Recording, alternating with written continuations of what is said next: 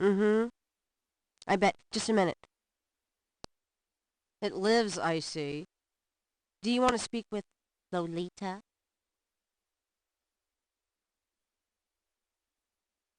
I'm sorry, but Gabriel is allowed. Oh, I mean, he's out. Yeah, if he ever comes back, I'll tell him. You know, you could do better. I know I don't know you, but you could do better. Good morning. The phone's been ringing off the hook all morning. Let me know when you want your messages. Yeah, Gee, you're lively. Did you have another nightmare last night? sort of. Mm-hmm. I told you it's that voodoo book you're researching. That stuff can seriously screw up your karma. I'm sure that's it. Maybe I should write a horror novel on passive resistance instead. So don't sleep. It's your body. Anyway, your handheld tape recorder came today. Really? Great. I can't wait to see what human rights you violate with this one. I can't wait to violate them. For example, if you would just let me... And I located some local voodoo references for you. Dixieland Drugstore and the Historical Museum of Voodoo. Both are right here in French Quarter. How would I ever manage without you? You? Give me a break. The devil himself couldn't change you. Well, if the devil had great legs, perhaps, like yours. And a riveting personality, I'm sure. Well, if you need any more research done, just ask. It's not as though we're swamped with customers.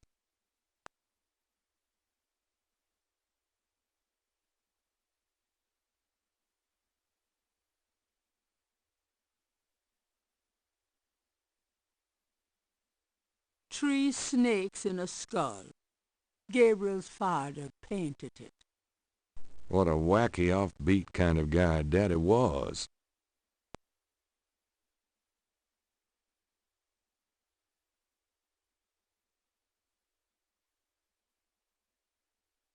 Gabriel can't lug the painting round. That doesn't work that way.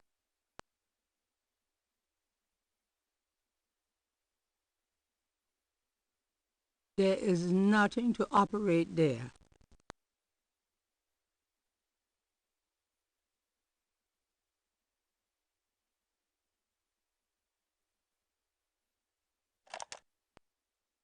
Gabriel is carrying nothing.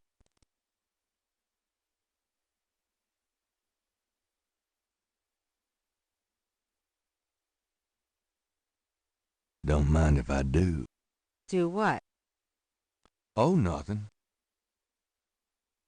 Gabriel looks at the cash register, checking for cobwebs. Wishful thinking.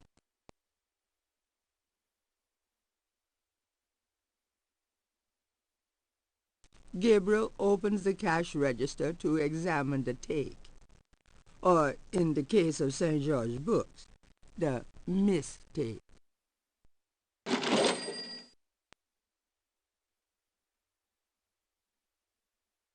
Gabriel, that's all the change money I have. Touch it, and you can kiss your hand goodbye.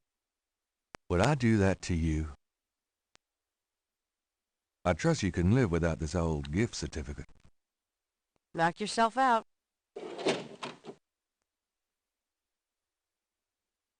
It's certainly light enough.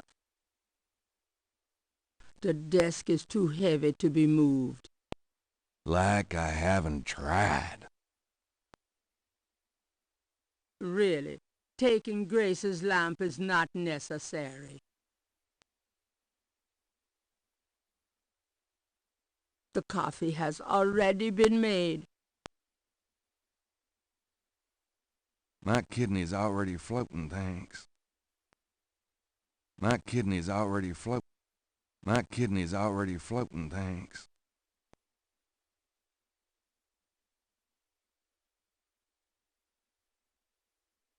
Today's newspaper is on the counter.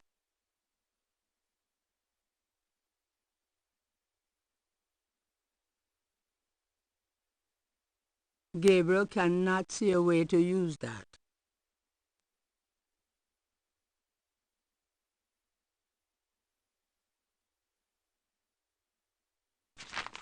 Times-Picayune, dated June 18, 1993. The front page has an article about the voodoo murders. The article says that the victims are all identified as members of the underworld. The general public of New Orleans is in no danger. Police claim the so-called voodoo trappings found at the crime scenes are fake, a scare tactic, and that the murders are not associated with any genuine practitioners. Gabriel also scans the Aquarius horoscope for the day. Potential storms ahead. Proceed with caution and do not get involved with anything new at this time. Right.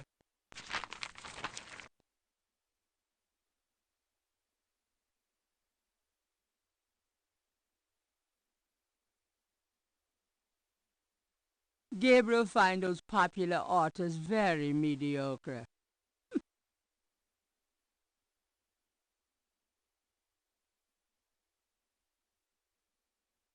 Mind if I borrow the magnifying glass? No, Sherlock. Just bring it back when we get the next estate shipment. No problem. I'm going to take the tweezers for a bit. Good. You're beginning to look a little scruffy. Just trying to make you feel at home. Gabriel wouldn't dare touch Grace's oil paints.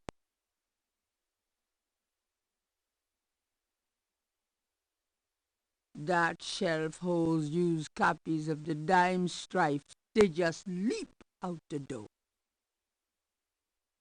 The ladder provides access to the uppermost shelves of the bookcase. Under the window are reference books, dictionaries.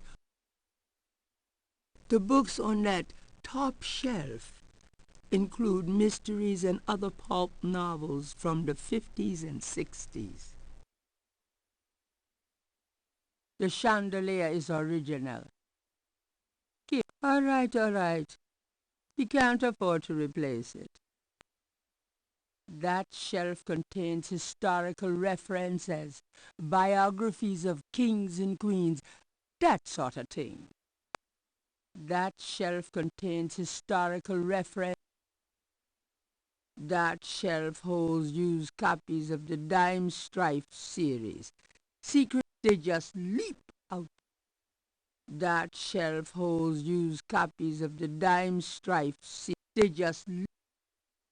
Grace's coat is a simple but classic trench coat. Gabriel hates people with good taste. Dramatic, isn't it? The welcome mat is well worn. Unfortunately, that's only because Gabriel picked it up second-hand, not because of a stampede of customers. Dramatic, isn't it? Gabriel didn't eat for 3 weeks after splurging on that coat. He has a thing for black leather.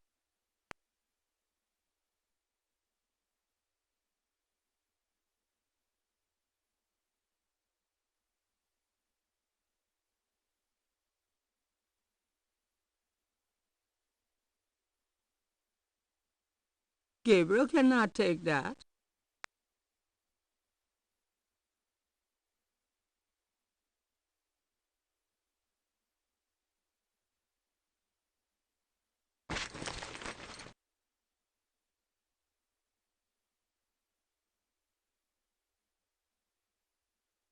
The medicine cabinet contains a few.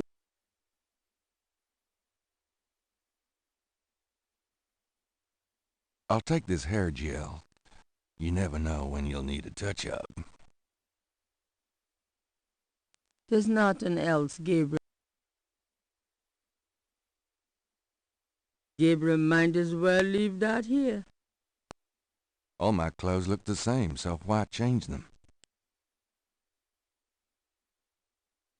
Jeans and T-shirts. Jeans and T-shirts. The typewriter is beginning to accumulate cobwebs. Should I feel guilty? Nah.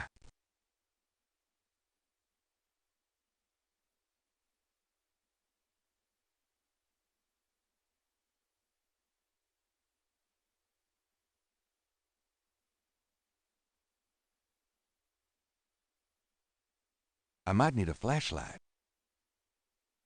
Gabriel might as well leave that here. If I threw that stuff away, it weren't worth reading.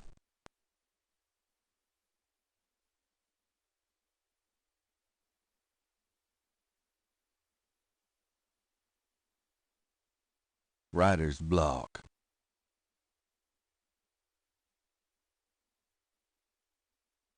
You're listening to KLEB in New Orleans, where we play the best music 24 hours a day. Don't that night?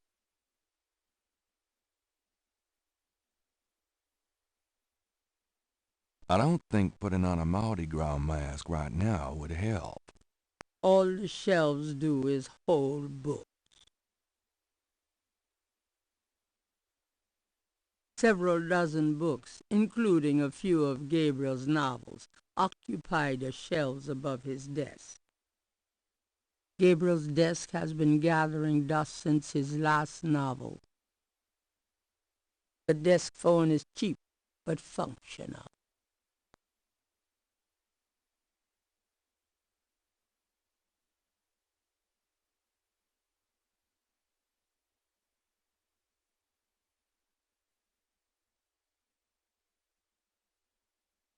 Grace says the refrigerator is alive.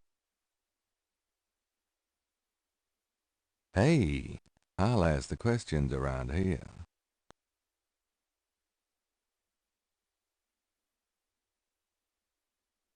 The $20 gift certificate for St. George's looks pitifully new and unused. Gabriel got the flashlight free in the mail when he ordered a magazine subscription. It works, though. At the moment.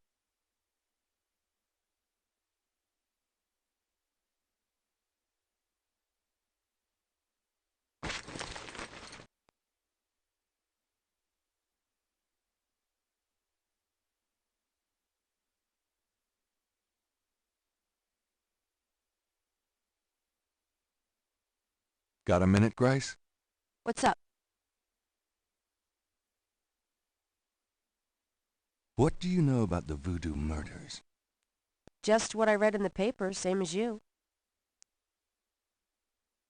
What can you tell me about voodoo? I didn't know much of anything about it until you started researching it for your book. Now I know that it's active in the city. There's that shop and museum. It can clearly be dangerous in the wrong hands. You should be careful investigating it. Do you know anything else? I've told you all I know. What do you know? You won't get far questioning. What can you tell me about New Orleans? Well, I've only been here 2 months, but I love it. It's so much more alive than any place I've been. It feels like anything's possible here. What else can you tell me about New Orleans? You're the native. Don't ask me. Tell me about yourself, Grace. Yeah, right, Knight. I mean it. What do you want to know? How come we haven't gone out yet? I'm still waiting around for that lobotomy. As soon as I get it, I'll let you know. What do you do after work? Well, I either go to my oil painting class or my Tai Chi. You know that. You know, you can go overboard with this improving yourself stuff. You don't want to alienate us mere mortals. I suppose I should just allow my mind and body to atrophy. Works for me. How do you like working at St. George's Books? Well, it's not exactly a huge intellectual challenge. Although the math in your record books could confuse Einstein. Still, I love old books, and it's a nice way to pay the bills while I explore the city for a summer. If you ever pay me, that is. How old are you? Old enough to know about men like you. Just tell me anything at all. I just got my master's in history and classics. My folks wanted me to go on right away for my PhD, but 18 years of school was enough. I needed a break. Just tell me anything at all. I came to New Orleans because I'd read so much about it and I thought, spending a few months here would clear my head. Just tell me anything at all. I've always wanted to do something really adventurous, Something real life. I'm sick of libraries and lecture halls. Just tell me anything at all. My folks are traditional Japanese. I don't even remember Japan myself. I was 3 when we came to the States. Just tell me anything at all. I've been studying Tai Chi for 10 years. It's a very spiritual discipline. I'm sure discipline of any sort isn't something that would appeal to you, Gabriel. Just tell me anything at all. My folks want me to get married to a boy back east, Mark Kobayashi. His parents are traditional Japanese too. I might eventually, but right now... Just tell me anything at all. My folks want me to get married... Nothing, I guess. Never mind. Suit yourself. Do you have messages for me? Dana called, and Susie left a message about a lawsuit. Toss 'em. Okie dokie. There's more when you want 'em. Do you have more messages for me? Your grandmother called. I keep meaning to get over there. What did she say? Did she sound good? She sounded great, and we had a nice little chat about you. Grace. Don't worry. I didn't go into detail about your cardinal sins. Not that anything about you could surprise her. She adores you anyway. She's my girl. But she said to remind you to stop by and go through your father's things. Okay. Do you have more messages for me? Here's a strange one. You got a call from someone named Wolfgang Ritter? He said he was calling from Germany. He told me it was urgent, maybe you should give him a call. Call Germany, like hell. If it's really important, he'll call back. Well, fine. Let's just hope he's not with the German lottery for pitiful American authors. Do you have more messages for me? Your friend Detective Mosley called. Talkative, isn't he? Especially with you. What do you want? He left an interesting message. He told me to tell you that his mother's maiden name is Humphrey.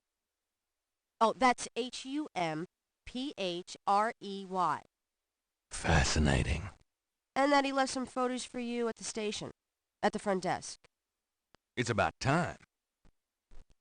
Gabriel, those photos wouldn't have anything to do with the voodoo murders, would they? Now, why would you say something like that? Because I know you. You're getting privileged information, aren't you? Did you tell him you'd put him in your new voodoo book? A writer has certain obligation to his readers, you know. Gabriel, you know you'll never put him in your book. Your main character is a female orthodontist. You're gonna be reincarnated as a pit bull if you keep screwing with your karma. As long as it's a male pit bull with a really big... That's enough. Thanks. Anyway, that's all the messages. Thank God. Could you do so? Sure. I can't think of anything. Okay.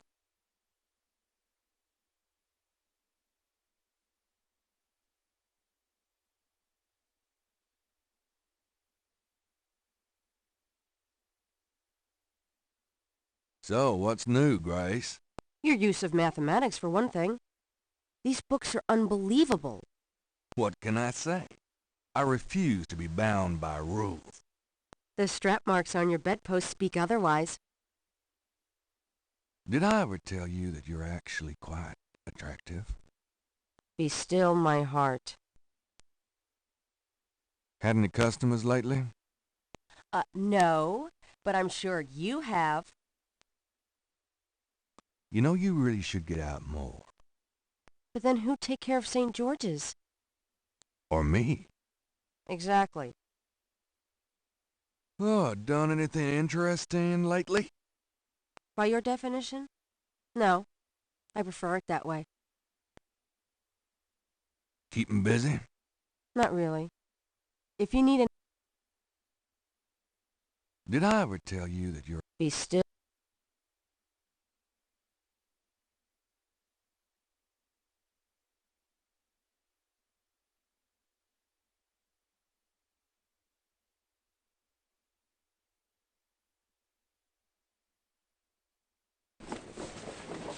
I'll be back later. Have fun.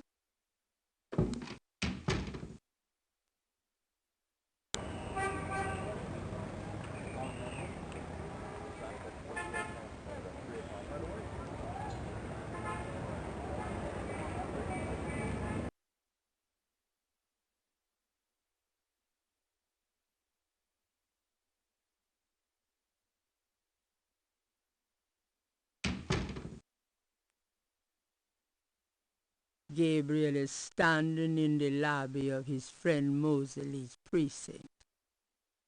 It smells like a cross between a hospital and brewery. Gabriel is standing.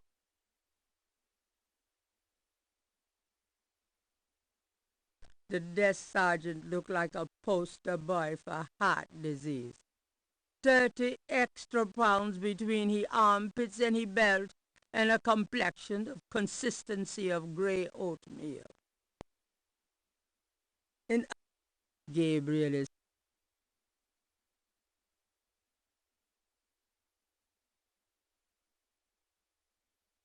Got a second, officer? What can I do you for?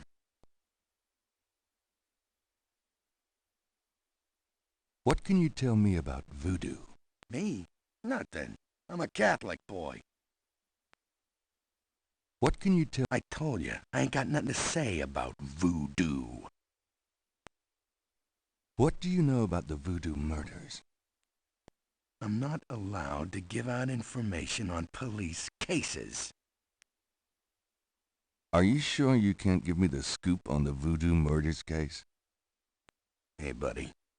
Do I look like the kind of lowlife that'd betray my sacred oath to this department? I don't know.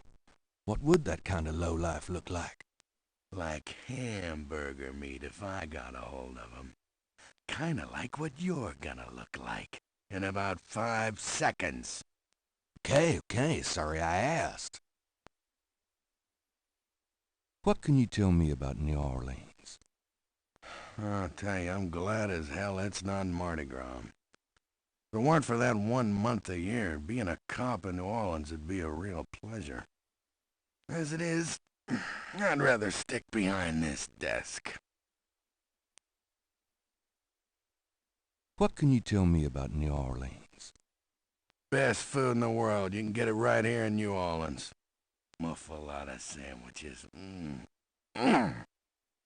Beignets. Good Cajun coffee. Yep. Man can die happy in this city. What can you tell me about New Orleans? Look, I love this city good as anybody, but I already gave you my opinion. Why don't you check out the Travel Bureau? Tell me about yourself. Who, me? I'm the Desk Sergeant Frick. Why? Frick? That's right. You got a problem with that? Not at all. Tell me about yourself. You see that front door? Yeah? Well, I watch people come in. See this book? Yeah?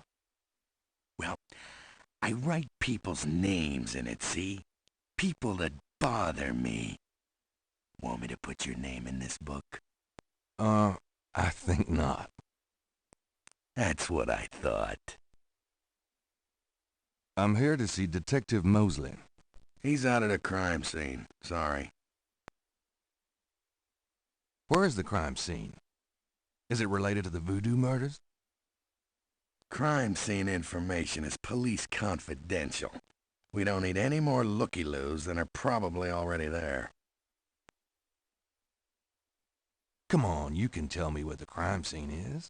Look, I know the paper's got everybody stirred up about these killings, but that don't make it public information. Back off. So this is a new voodoo murder then? Hey, I didn't say that. You'll read all about it in the papers tomorrow, I'm sure. Tell me about Please. Look, buddy, you keep it up, and there'll be a crime scene right here. About Detective Mosley. I told you he's not here. I was supposed to pick up some photos from Detective Mosley at the front desk. Is that right? And who are you? My name is Knight. Gabriel Knight. Yeah, I got something for you, all right. Soon as you're done talking, I'll give it to you. I told... Here's that envelope. Thanks.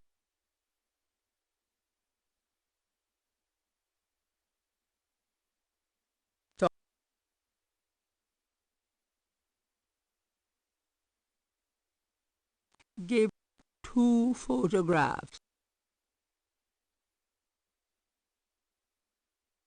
The photograph of Mosley was apparently taken upon his graduation from the police academy. He had hair then.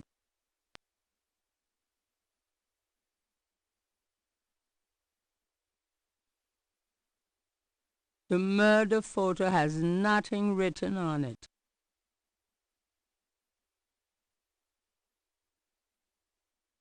One of the photos from Mosley is an official Voodoo Murders crime scene shot, a graphic close-up of a victim.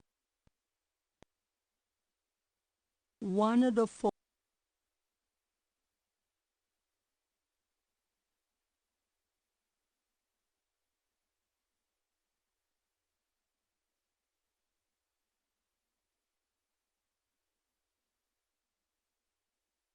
Gabriel can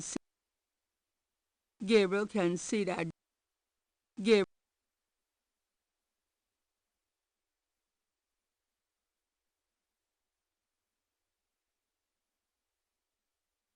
Gabriel cannot take that.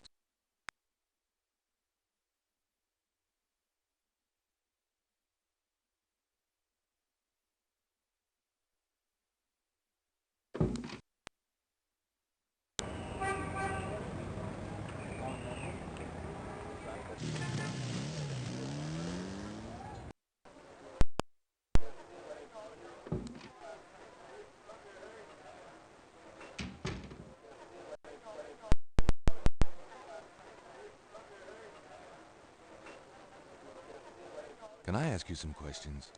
I'm here to relax, friend. Buzz off. Right. Come on! Come on! I'm growing fungus already. Shut up. You are a fungus.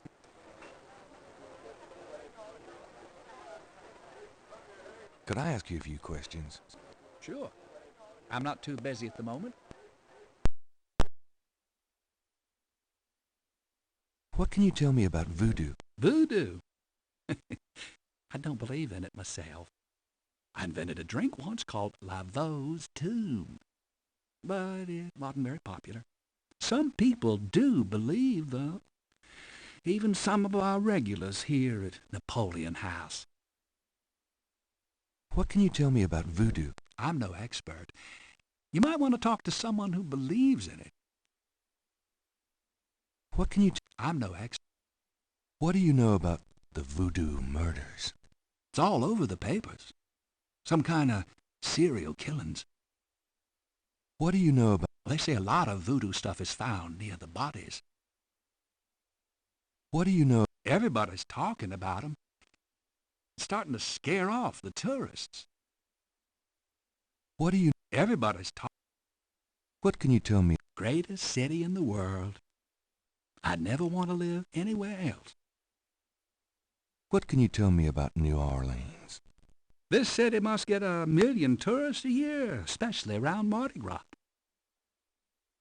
What can you tell me about... A lot of people come here 'cause they think it's mysterious. All that talk about voodoo. What can you tell me... You should probably find a book on the subject, you know.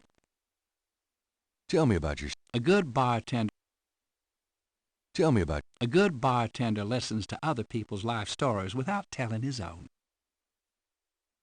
What can you tell me about your regulars in here?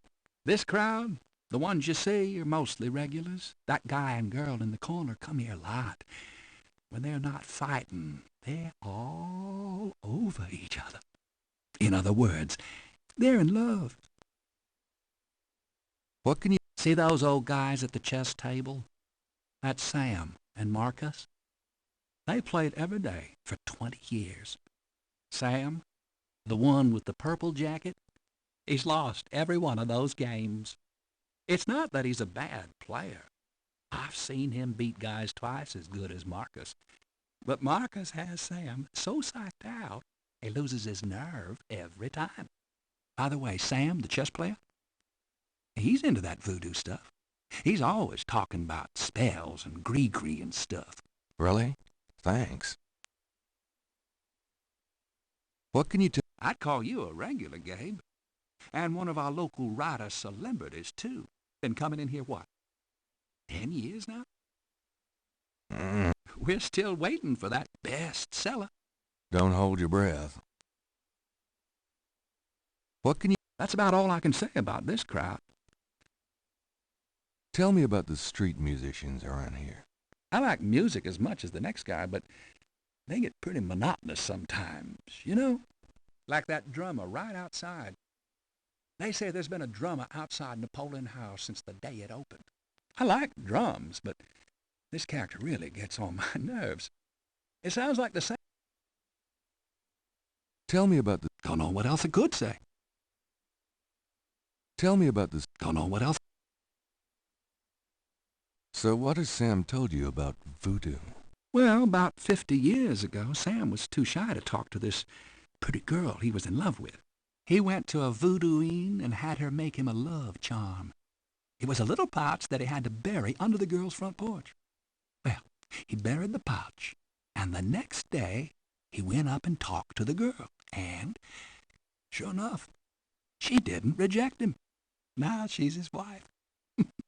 Poor guy. So what is... That's about all I can remember.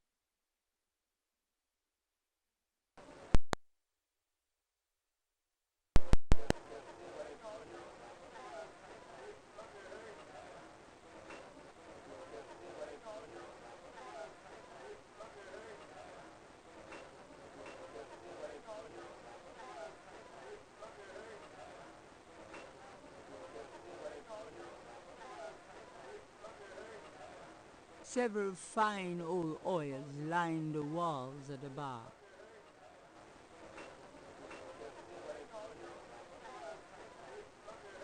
It's a bust of Napoleon. How apropos. A young woman is enjoying drinks with her boyfriend. Kinda cute. Nah. A young man is deep into conversation with his girlfriend and feeling no pain. An unhappy-looking man explores the dangers of drinking alone. A man in a loud tie stares morosely at a chessboard. A sharp-eyed gentleman in a grey sports coat hunches over a chessboard, chuckling to himself. That tabletop has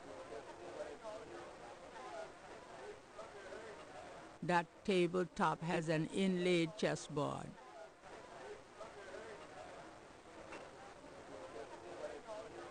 A street drummer has found a spot outside the Napoleon house.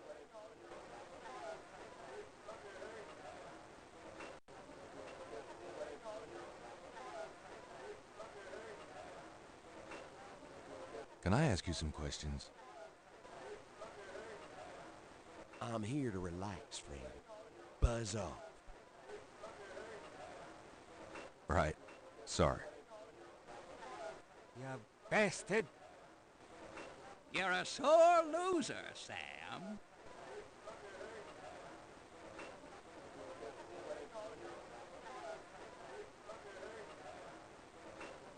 Can I ask you some questions? I'm trying to be with my lady here, pal. Far be it from me to stand in the way of romance. Can I ask you some questions? Sure. You want to know my son? On second thought, I don't think you could help. Forget it.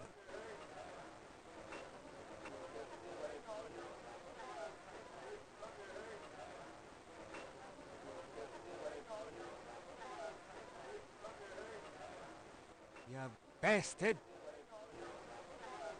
Excuse me. I hate to interrupt your game, but could I ask you a few questions? What game? This isn't a game. It's a slaughter. He's right, you know, so let me die in peace, would you?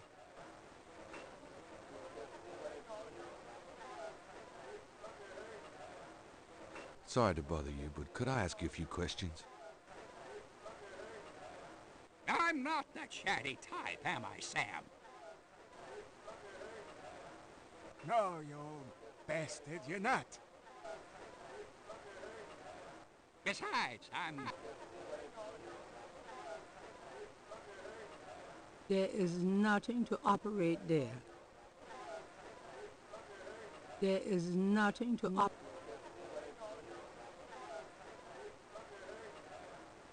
Somebody's using it right now.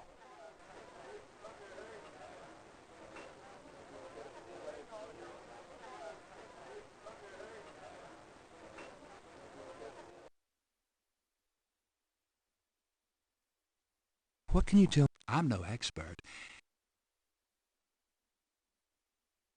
Tell me about the... Don't know what... So what is Sam... That's about all I can remember.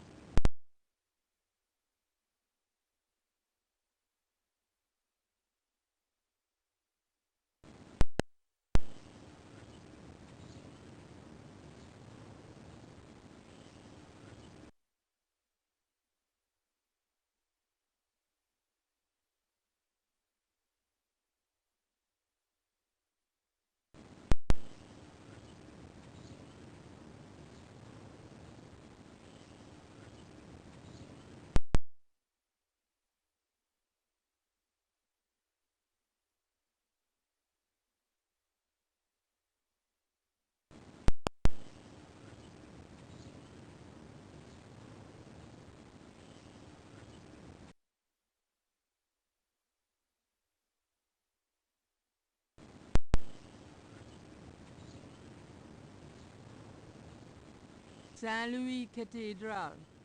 The original church on this site was built in 1724 and was named for Louis IX of France. That church burnt in the Great Fire of 1788. The present church dates from 1851. Nice plant. 4 pairs of binoculars are rigorously mounted on the cement floor. Gabriel is standing on the balcony of a building across the street from Jackson Square. On the balcony are 4 mounted binoculars. The presbytery. This building was begun by the Spaniards in 1795 after a fire in Jackson Square. It was intended for monks, but now it houses historical exhibits. The Pontalba buildings are historical landmarks built in 1849 and 1850 as residential apartments. Gabriel is standing.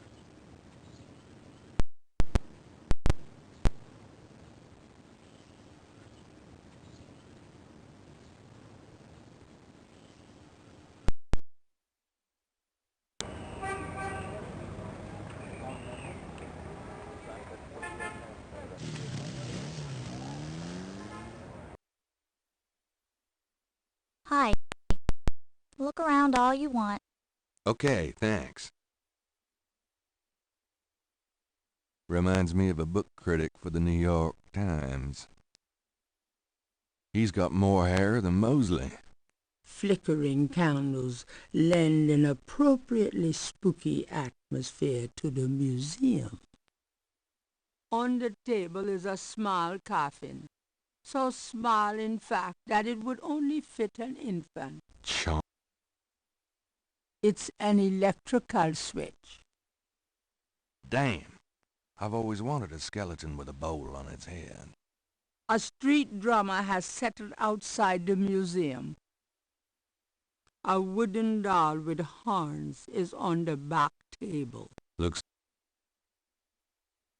The back wall displays various voodoo items, such as a bandana that was once worn by a voodoo queen. Nice bloodstains. An authentic-looking pole marks the center of the room. Authentic what? Gabriel isn't sure. An official voodoo wish and stump. Rub it and make a wish, a card says. Funny, I say the same thing to women. Gabriel doesn't recognize the museum's flags. A striking portrait of a turbaned woman is on the back wall. Gabriel wonders who she might be. The historical voodoo museum is brimming with items authentic and original.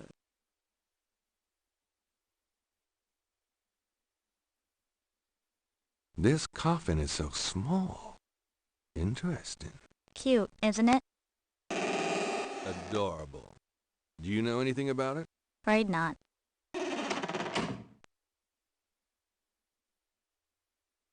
What does this switch do? Hey, turn that off. Didn't mean anything. Dr. John told me never. I can see why. That display doesn't have any mechanical function.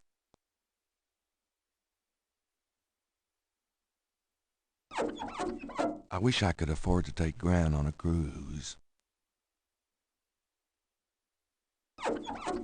I wish I had $1 million. I wish I had something better to rub than this stupid stump. Large, elaborate drums occupy a corner of the museum. A very large, very formidable-looking snake is secured in a plexiglass cage.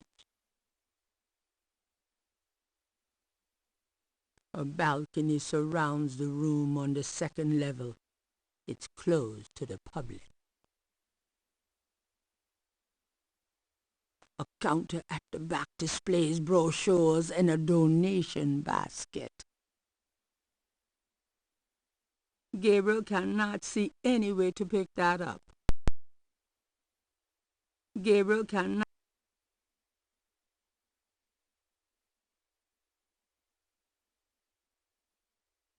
Could I ask you a few questions?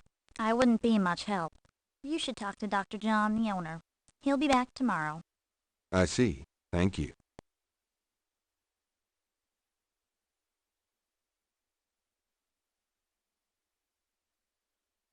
That snake. It's locked up for a reason. Even I wouldn't touch it.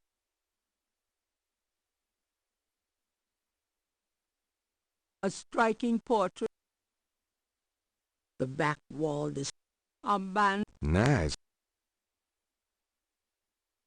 The historical voodoo.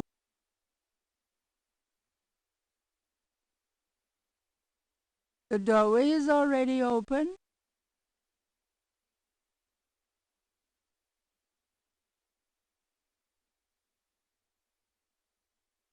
I'll be gone now, thanks. So long.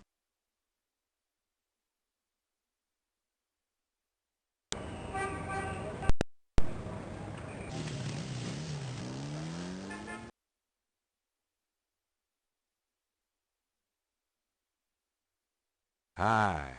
Uh-huh. The proprietor doesn't look especially friendly. His business probably doesn't depend on walk-ins. Herbal oils for love, luck, power, and success. The signs say, Special Saint Jean Eve, Lagnappe, free bottle of lover come back to me oil, or master gambling oil, with every purchase over $50. Lagniappe. My French is lousy, but everyone in New Orleans knows what that means. A little something extra.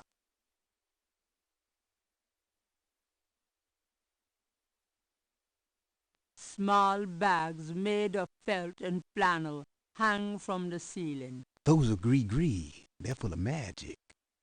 No guarantees, though, you know. Voodoo and hoodoo. The craft as revealed by traditional practitioners by Jim Haskins. Available at Dixieland Drugstore and other fine stores.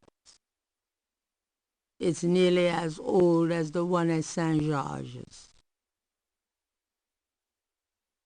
The containers on this shelf all say magnetic sand. Draw good luck and prosperity. I should probably buy 50 pounds or so for the bookstore. The glass jars contain a number of things Gabriel can't. The glass jars contain a number of things Gabriel can't identify. And wouldn't want to. The Dixieland Drugstore is crammed from top to bottom with strange merchandise, some or all of which seems to be related to the practice of voodoo. The Dixieland Drugstore. It's a mannequin wearing a crocodile mask. The Dixieland. The mask appears to be made from a real crocodile head. To get the mask, Gabriel would have to buy it. Mind if I ask you a few questions? Ask what you want. I'll answer what I want.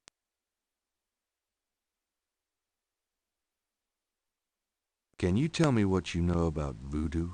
This is a novelty shop, monsieur. Do you think I'm stupid? This is a voodoo shop. Look at all this stuff. These are novelties, curiosities. If people want to think they're magic, it's not my concern, you know. Are you telling me that you own a voodoo shop, but you know nothing about voodoo practices? Affaire n'est pas affaire blanche. What does that mean? Means you should mind your own business, monsieur. Look, I don't have your answers, B. Do you want to buy something, monsieur? Look, I don't have... What do you know about the voodoo murders? Cabri Sancour. What did you say? Nothing. Those killings have nothing to do with my shop, monsieur. What do you know about the voodoo murders? Monsieur, that has nothing to do with my shop. What do you know about... Monsieur, What can you tell me about New Orleans? I've lived here all my life, me. What can you tell me about New Orleans? I'm a busy man, monsieur. I don't get out of my neighborhood much.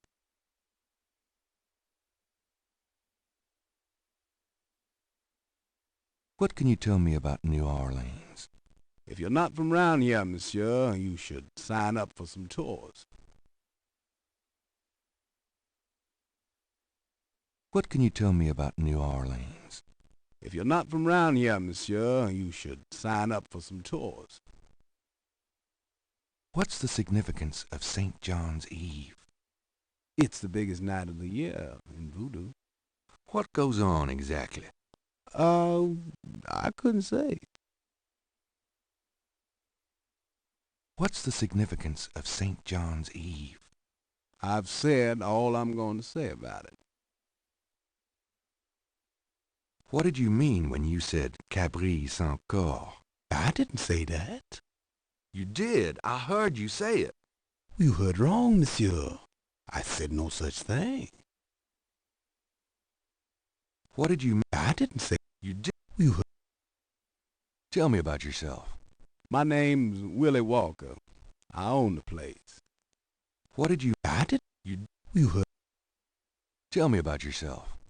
How did you get into this kind of business? Why should I discuss my business with you, man? Tell me about yourself. How did you get into this? Why should I...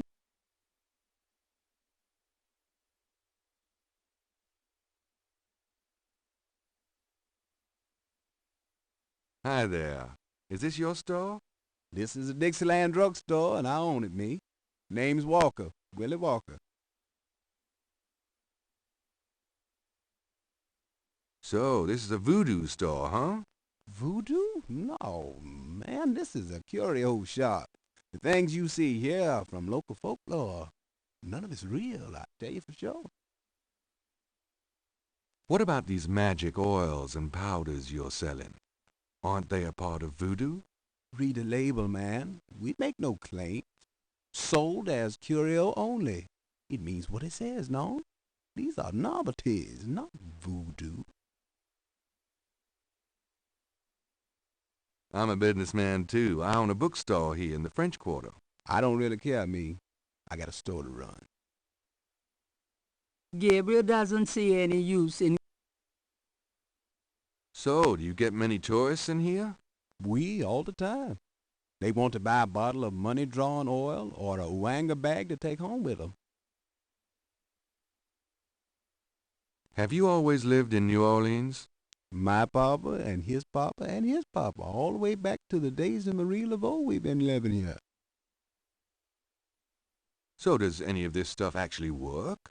Are you crazy, man? These are just curios, novelties for the tourists. Nice weather we're having. Don't bother me. Can't you see I'm busy? St. John's Eve is coming and I got to be ready. How's business? About like always. So, do you get many tourists? We all...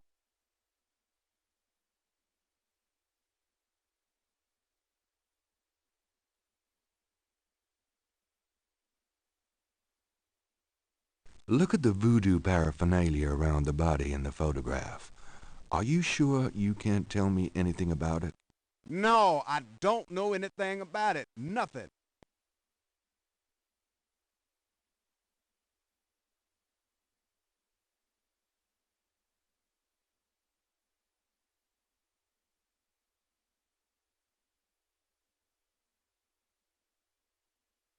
moving the merchandise with all...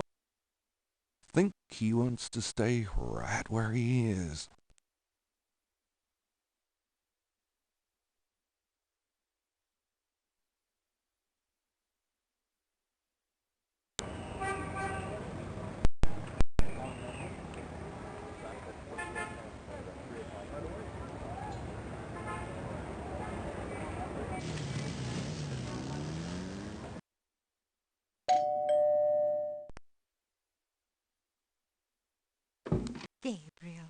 I'm so glad you stopped by.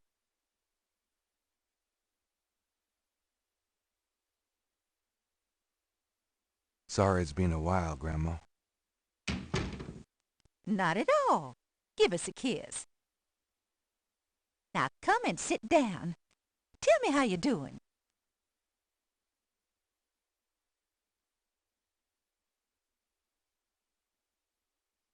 On the wall are portraits of Gran and Gramps when they were young. Gabriel's inherited some good-looking genes. On the wall are Gabriel's inherited some good-looking genes. The sofa has a worn blue chintz pattern that Gabriel remembers fondly. Granny's knitting. She whips through that stuff like there was no tomorrow. Granny has a way with plants and kids. The double doors lead to Granny's front lawn. The wood in the bin is southern pine and is probably fossilized by now. Grandmother Knight rarely uses the fireplace these days. Too much of a hassle to clean. Mostly pictures of Gabriel, his dad, and Harrison Knight. Mostly pictures of fresh carnations. Granny's favorite. Granny likes soft lighting. That clock has been in the Wright family, Granny's family, for centuries. The magazines in the bin includes issues of Southern Living, Ladies' Home Journal, and Macau's. The stairs lead up to the attic. Gabriel grew up in this room. Just being here make him feel safe. And after about 5 minutes, claustrophobic. Gabriel grew. That's my Gran. Adorable as always. You're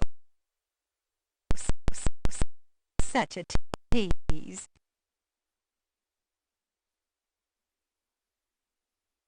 Can we talk, Gran? Of course, my boy. How can I help? What can you tell me about voodoo? Voodoo? What an odd question, Gabriel. Of course, you always were interested in monster movies and all that other weird stuff. You get that from your father and granddad. I don't know anything about it, dear. Of course, it was very big in New Orleans at one time, but you don't hear about it so much these days. Too much else in the world to worry about, I guess.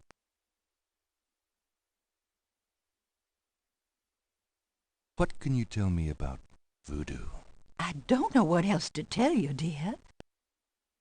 What do you know about the voodoo murders? Oh, Gabriel, nothing. And I don't want to. I sometimes wonder what this world is coming to. What do you know about the voodoo murders? Oh, Gabriel. What can you tell me about New Orleans? New Orleans is very southern. Of course, though, not as much as it used to be when I was a girl. It's gotten much more influenced by the East Coast and that California stuff. Still, it hasn't changed as much as other places, I reckon. We've always been happy here. What can you tell me about New Orleans? My goodness, boy. You've lived here all your life just like me. I can't tell you much that you don't already know. What can you... My goodness. What can you tell me about St. John's Eve? St. John's Eve? I remember when I was a girl, we always had a St. John's Eve Mass. The Mass was said at midnight, and we held candles. One time on the way home, we were waylaid by a large group of drunken revelers. They didn't hurt us, but I was frightened. My father was furious. We never went to St. John's Eve Mass after that. What can you tell me about St. John's Eve? I haven't celebrated it in years, Gabriel. Well, I'm sure there's still Mass in the more traditional churches, but I don't go. What can you tell... I haven't celebrated... Do you have any idea what Cabri sans cœur means? Something without something, I think. My French is so rusty. I swear my mind is going. It's okay, thanks. Tell me about yourself. Me? Oh, surely you have something more interesting to talk about. Oh, come on, Gran. All right, dear. What do you want to hear? What do you do all day? You know how I love to knit and work in my garden. I also take long walks. It's the only way to keep an old body like mine from stiffening up. You're not old. Oh, don't be foolish. I'm older than the hills. Tell me about before you met Granddaddy. Well, you know I was born Rebecca Wright. My daddy owned a lot of land outside of town. We grew peas, corn, cotton, all kinds of things. It was a good childhood, but my father was very strict. He didn't much let me out of his sight. Tell me how you met Granddaddy. I met Harrison at a church revival. There was a traveling preacher back then, a big fella named Reverend Jim. I even remember his slogan, "Come to me to find your way."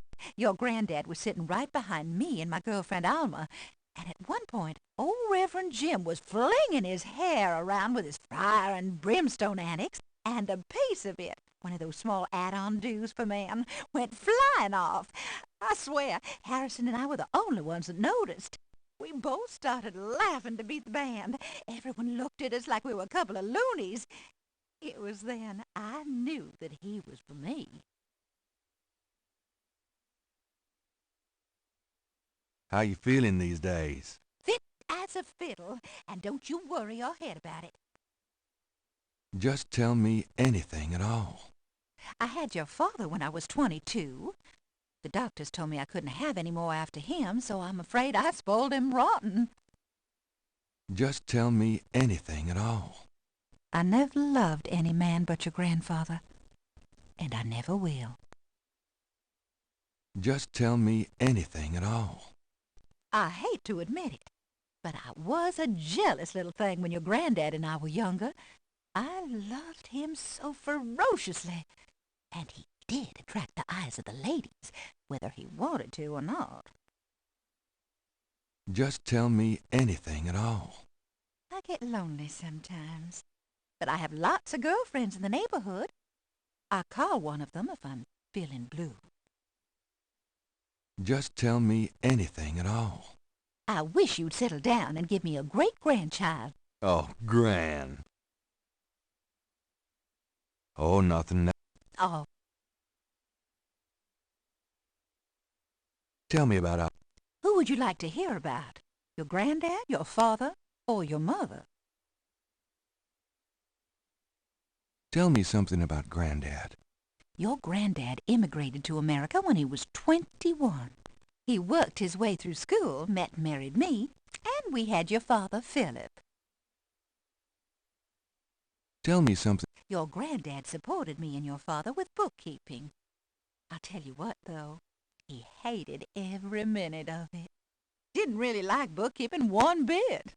Maybe that was why he had the worst luck with jobs.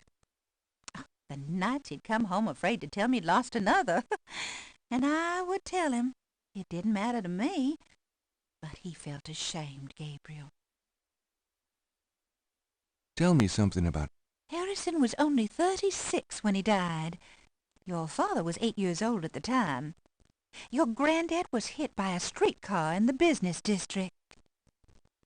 Took me nearly a year to believe he was really gone. I'm sorry, Gran. I know you are, dear. Tell me something. Did you know that your granddad was a poet? He was! He wrote the most beautiful poetry for me when we were courting. I always thought he should have done something with that gift. But he was such a practical man. Didn't believe in chasing after dreams. Tell me something. I don't know what else to tell you, dear. Tell me about my father. Your father was my only child. How we adored him. Philip suffered from terrible nightmares, just like your granddad did. They were 2 peas in a pod. Tell me about my father. When Philip met your mother, it was love at first sight. They were married 2 weeks later. Never looked at a girl seriously until then, and he looked at plenty. You have your father's way with women, Gabriel, and your granddad's.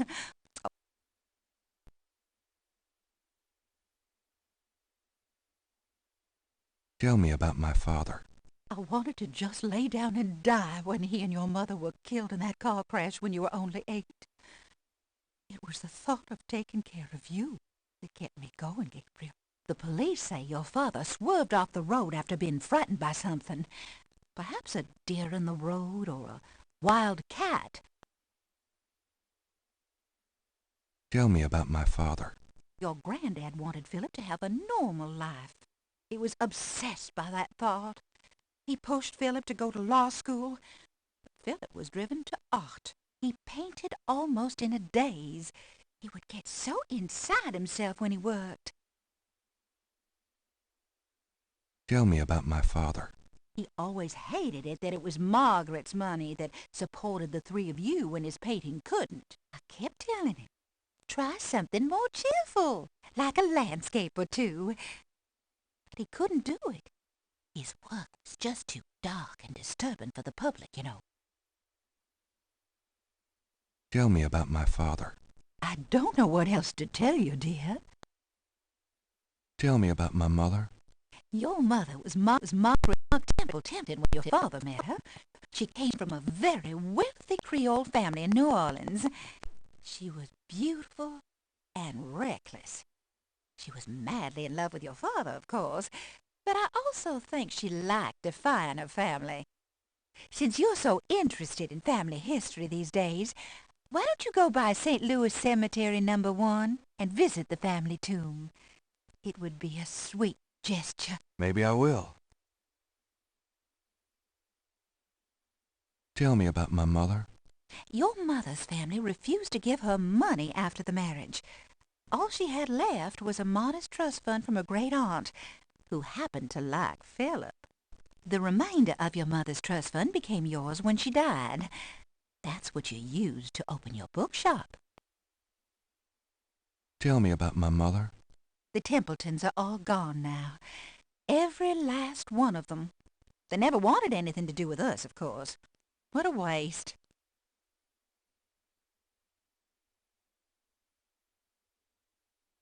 Tell me about my mother.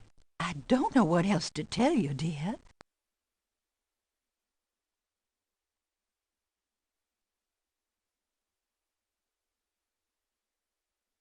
You know, you get prettier every time I see you. Oh, you. Have you baked any of your incredible molasses pies lately? No, dear. But you let me know when you want some, and I'll whip up half a dozen. You've lost weight. Are you courting a new man? Oh, Gabriel, don't be silly. You know there'll never be anyone but your granddad for me. Your hair looks very pretty today, Gran. Well, why, thank you, dear. So does, you've always had such nice, thick hair, Gabriel. You know, I always tell people that my Gran is the prettiest grand old belle in the city.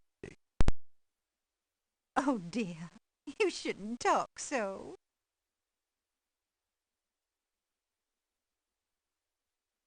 You know, you get prettier every time I see you. Oh, you.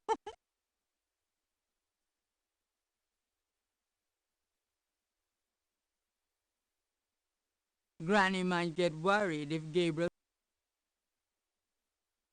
How you been, Gran? Just fine, dear. I'm sorry I bothered you at work, but I was hoping you'd get a chance to go through your father's things in the attic. Don't be silly. You can call me anytime.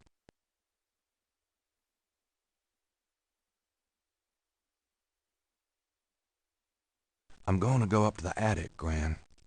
Be careful of the dust.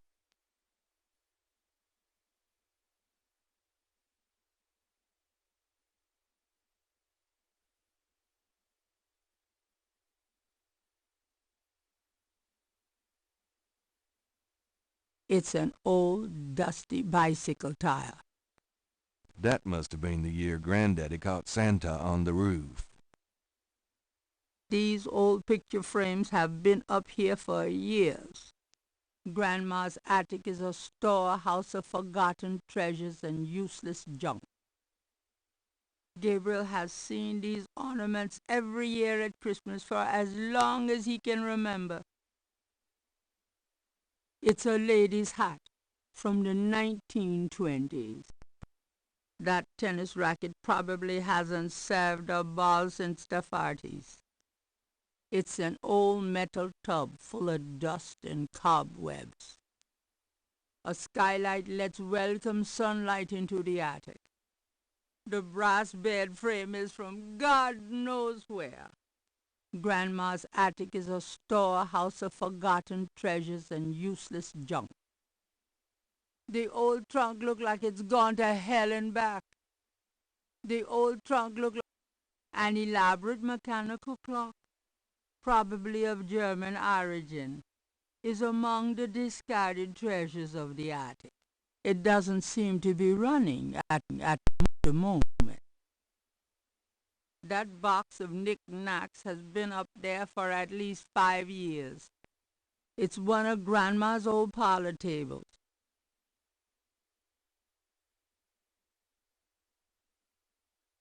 There's nothing I want in there.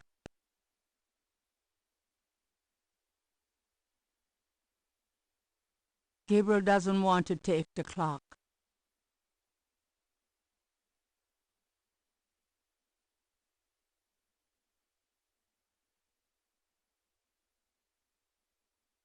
The lid is blocked by the clock.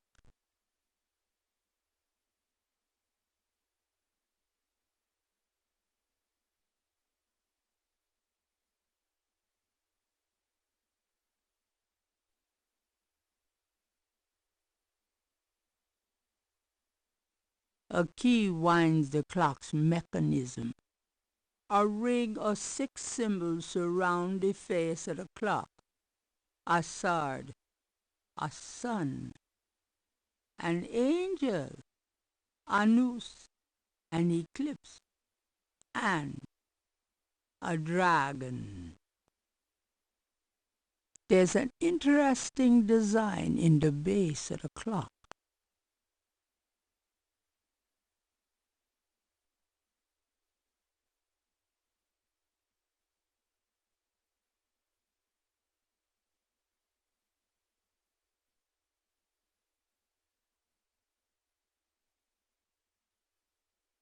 The trunk contains some old clothes, including a pair of leather shorts.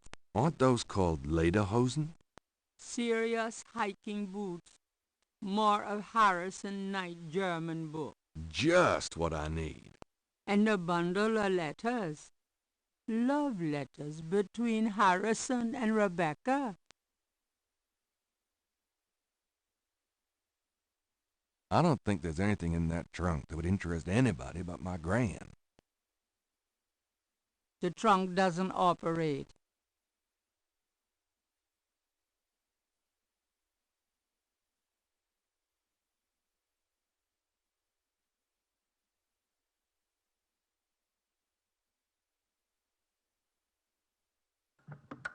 Nothing happens.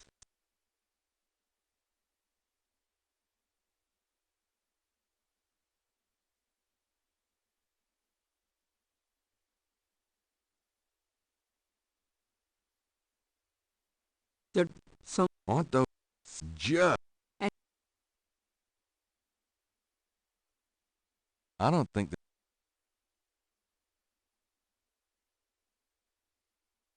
It's an old dress dummy that Gran had in her sewing room years ago. My first impression of the female form. It's Granddaddy's old golf bag. Grandma's attic is a store. I think I'll leave that up here. I think I'll leave that up here. I think I'll leave that up here. No. No thanks. Gabriel doesn't want to take the clock.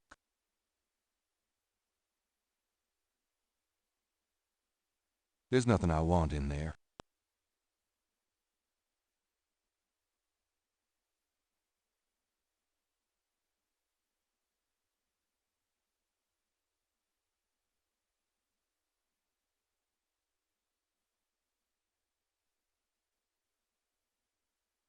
That's it. Can we talk? Of course, my boy. How can I help?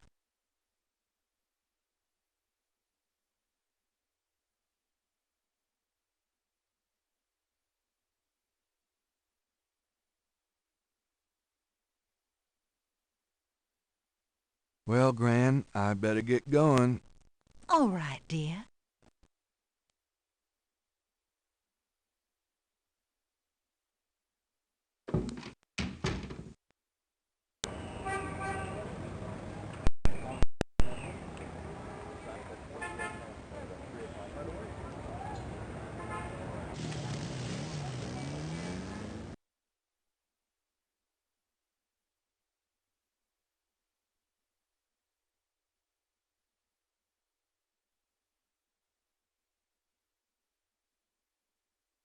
The marks are reddish in color and reminds Gabriel of crosses. They look like they've been here a few days at least.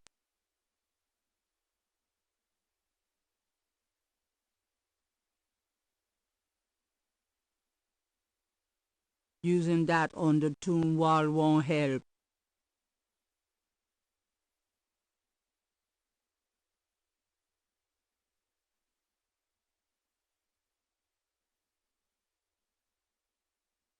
Near the Laveau tomb is a piece of red brick. Undoubtedly a cast-off from spiritual graffiti writers. Vases seem to be a favorite decoration for the dead.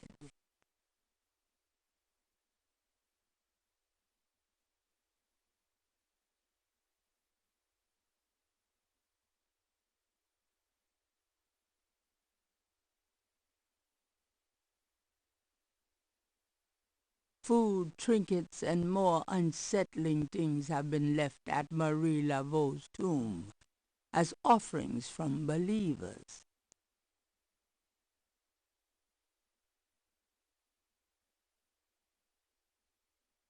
This old tomb is in a sorry state of disrepair.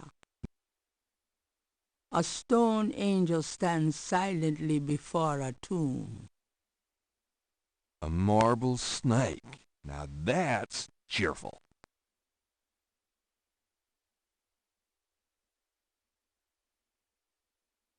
New Orleans is famous for its above-ground tombs.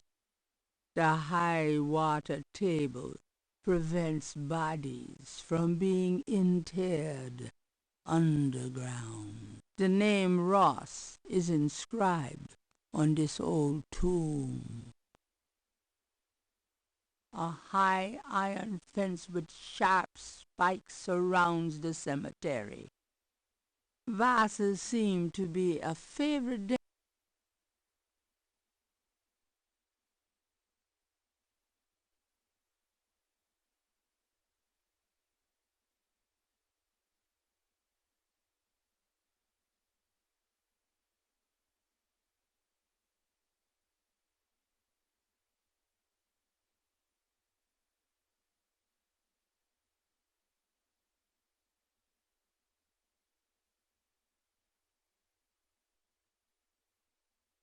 It's an imposing marble tomb from the last century.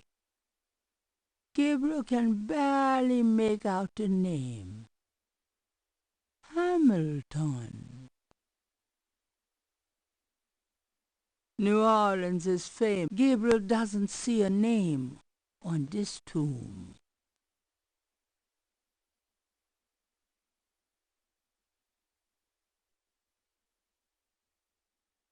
This tomb almost looks like a little house. But I wouldn't want to live there. New Orleans is...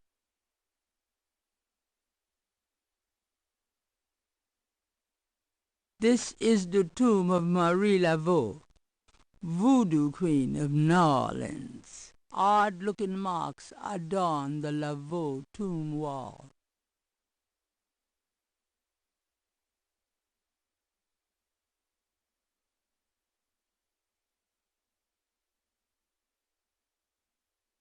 The wall doesn't work that way.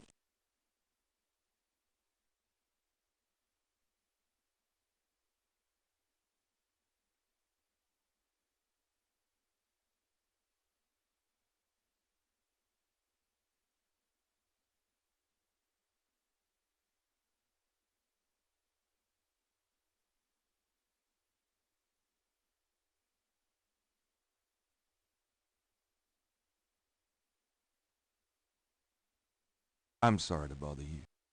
Yeah? What can I do for you? Mind if I pick your brain a minute? Go ahead. These folks ain't in no hurry. What can you tell me about voodoo? They say it was part of an old religion from Africa, brought here by slaves. What can you tell me about voodoo? I don't really care to talk about it. I don't do it none myself. What can you tell me about voodoo? I don't really care. What do you know about the voodoo murders? Ain't it just awful, them finding those bodies with voodoo things around them? I don't think there's any real voodoo going on. Somebody's trying to cover their tracks is all. What do you know about the voodoo murders? I told you all I know about that. What can you tell me about New Orleans? Seem like everybody want to visit New Orleans at least once in their lives, and they love the cemetery tour. I see tourists in here every day of the year. What can you tell me about New Orleans? There's lots of things to see here, but none are as beautiful as the St. Louis Cemetery #1. What can you tell me about New Orleans? Hey, if you want to know more, you should ask somebody else. What's the significance of St. John's Eve? Why, St. John the Baptist is the patron saint of voodoo. Sometimes we get some weird goings-on in that cemetery on that night. More often a few nights before. People taking grave dirt, bones, and more. That's pretty disgusting. Yep. Don't know what they do with them, but it can't be pretty. What else can you tell me about St. John's Eve? I told you all I know about that. Do you have any idea what Caprice sans cœur means? No. Do you have... No, can't say that I do. Tell me about yourself. My name is Toussaint Gervais. I'm the watchman here at St. Louis #1. What exactly do you do here? Oh, I keep the place tidy, cause, but a big part of my job, too, is looking out for the grievers, you know. People come to pay their respects, and they need looking out for. Sometimes they so grief-bound they don't know what they doing. Tell me about yourself. That's about all there is to say. Tell me something about St. Louis Cemetery #1. You know why the dead are buried in tombs and not in the ground, don't you? The water table's too high. Them coffins would float right out of their graves. Them dead would go floating right down into the water. 'Cause if it were Mardi Gras, nobody'd even notice. Tell me something about St. Louis Cemetery #1. It's a historical place. People buried in here from the Civil War and back further, too. Take a look around, you'll see. Tell me something about... Just look around. You get the feel of the place.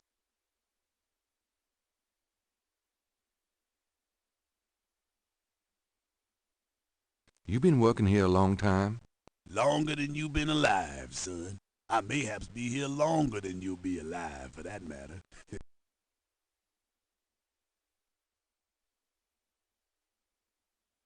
This above-ground tomb is only large enough to accommodate one resident. A high iron the Wright family tomb. Several of Gabriel and Grant's family members are laid to rest here.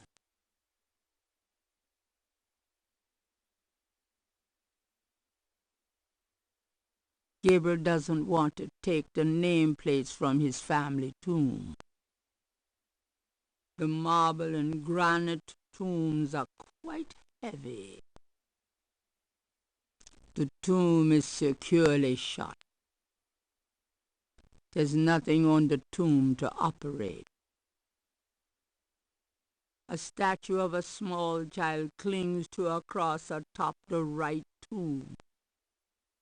The marker reads, Philip Knight. Daddy. The marker reads, Margaret Templeton Knight. My mother. The marker reads, Harley Wright. Grand sister. She died young. The marker reads, Harrison Knight. Granddaddy. The marker reads, Franklin Wright. These are Grand's folks. I never knew 'em. The marker reads, Mera Planter Wright. These are Grand's folks. I never knew 'em. Vases seem to be. This family tomb bears the inscription, Rest in Peace, and the name, Fullermill. Several generations of an old New Orleans family rest.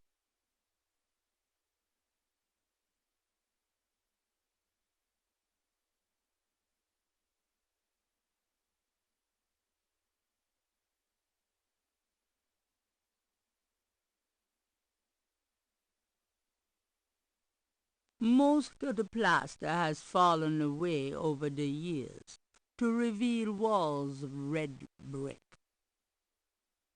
A stone angel leans down to gaze at something unseen. This tomb is smaller than most others in the cemetery. Kind of a pup tent for the dead. This old tomb has a sword carved into the stone below the name of the deceased.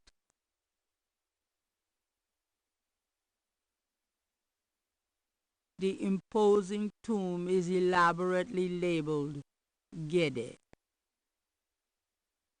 There's a small marble plate near the tomb doors. An angel draped dramatically over a stone plinth marks the entrance to a large tomb. Another ancient family tomb of the type St. Louis Cemetery is famous for.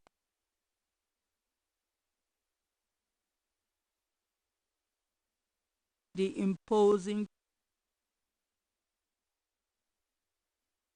with a few exceptions, these tombs are all beginning to look alike.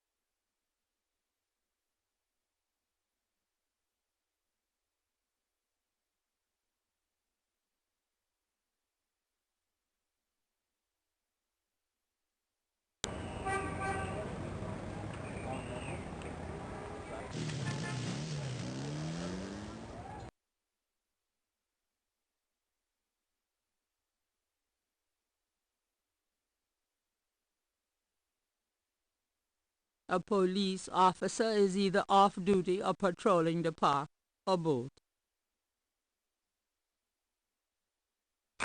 Anyone seen Jill? Could I ask you a few questions? Not now, buddy. I'm busy. I should have noticed that. Thanks. Yeah, right.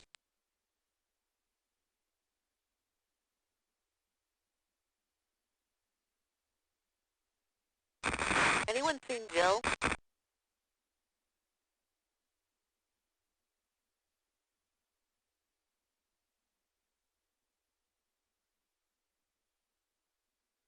A lone drummer beats out a haunting rhythm on a large African drum.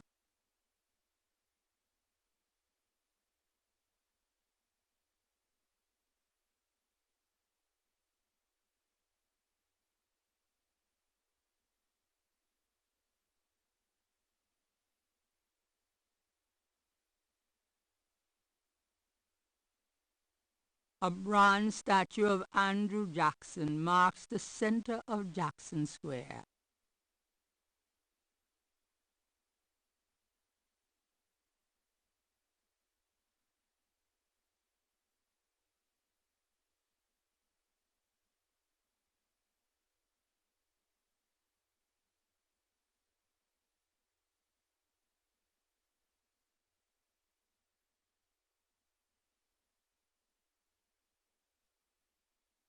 Interrogating a mind would be an exercise in frustration. Why, you nasty thing, you. I'll call the police, I will.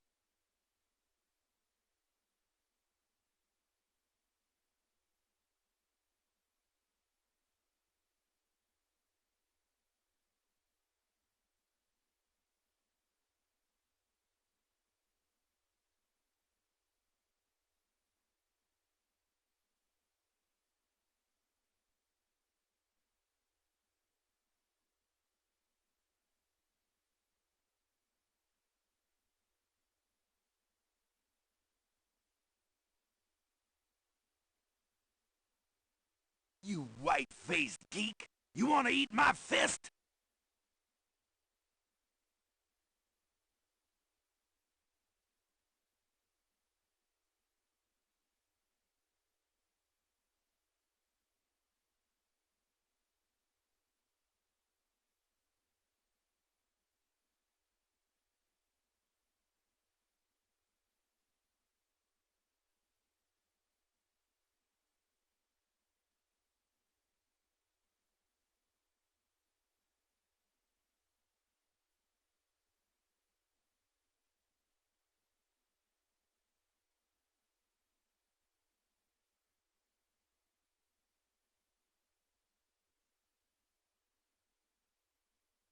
Well, I never!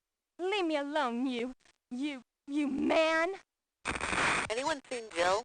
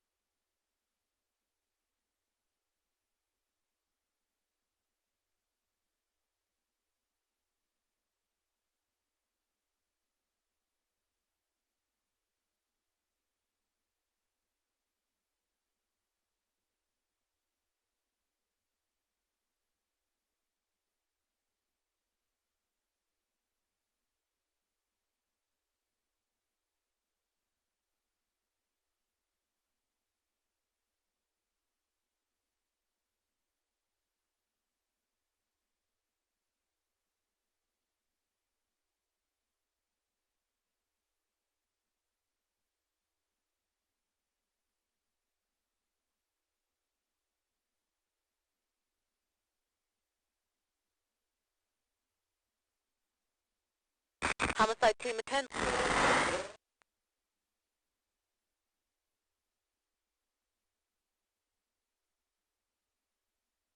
Hey, cut that out. I told you to stop that.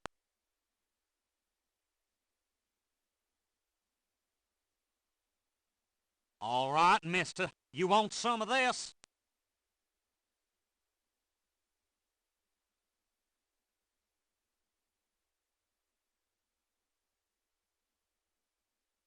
Gabriel picks up the headset and listens.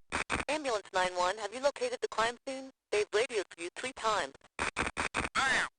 Did you say it was north of the Lake Retreat Country Club? South. Lakeside Drive north of Piedmont Pier, south of the country club. Man, I don't know if it's the clouds out here today or what. Good thing this guy's already dead. Everyone's having trouble. Must have been hallucinogens in the coffee this morning.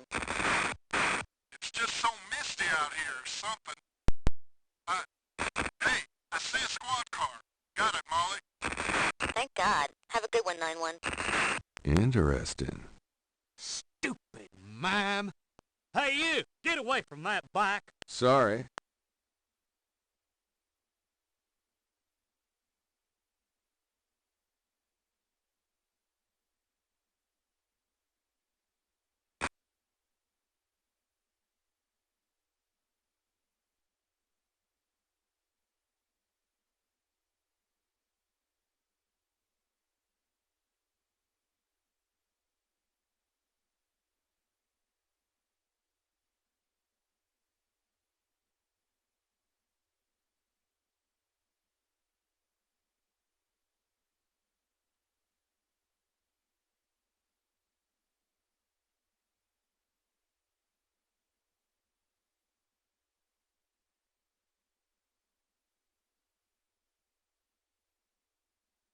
Curtain confessionals are a subtle, old-fashioned presence on the left of the nave. That door must lead to the priest's side of the confessionals. At least the cherubs are an aesthetic way of asking for donations. Rows of pews line each side of the nave's aisle. The chancel of St. Louis Cathedral consists of a raised dais, an altar, 2 pedestals, and a choir area. There's an inconspicuous door near the chancel.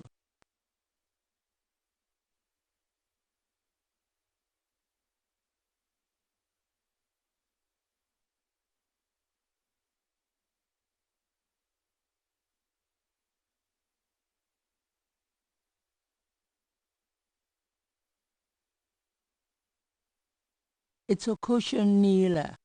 There's a small shelf under. May I help you, my child?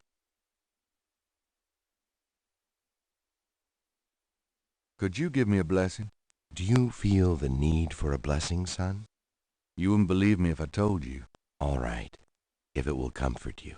The priest blesses Gabriel through the confessional window. Peace be with you, son. Thank you, Father.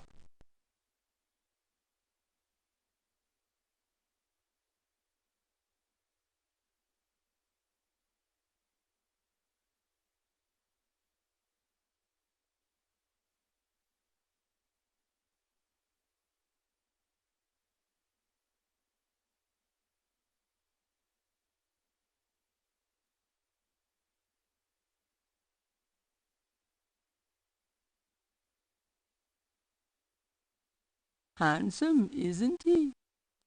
The closet shelves are stacked with the odds and ends of a saintly life. In other words, nothing Gabriel is familiar with. It's a picture of Christ. A crucifix adorns the wall. A padded red bench provides seating. Green candles. Could that mean something? Bubbling. This small nook must be used as a ready room for the parish priest.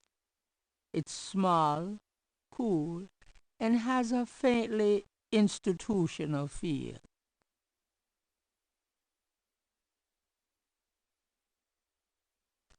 I love my house.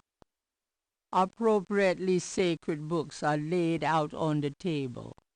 The vase adds a nice touch. Handsome, isn't he?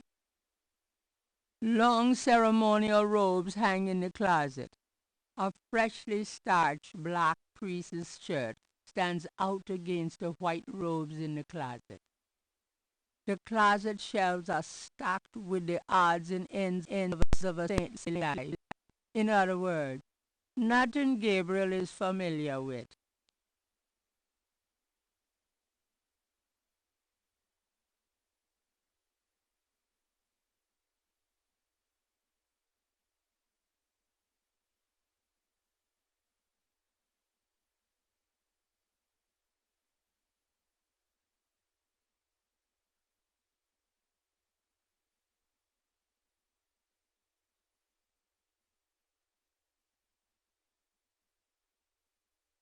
You've already got me, you lucky devil.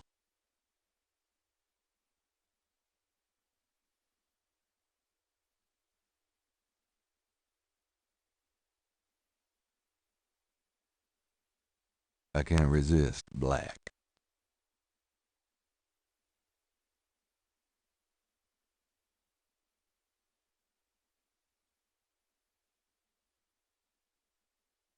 Gabriel cannot. Nothing on that shelf interests.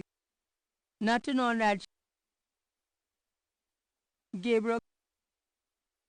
The table. The tables. Gabriel.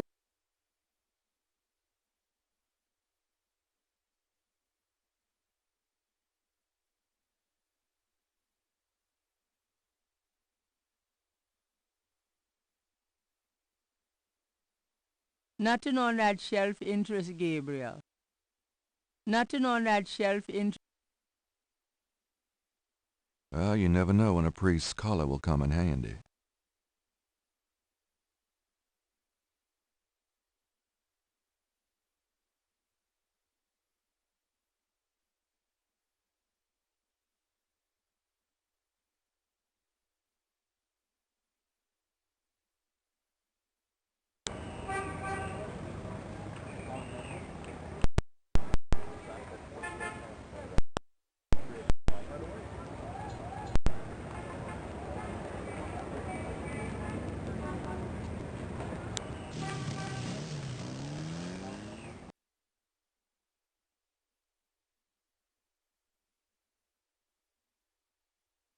The crime scene team is still at the site.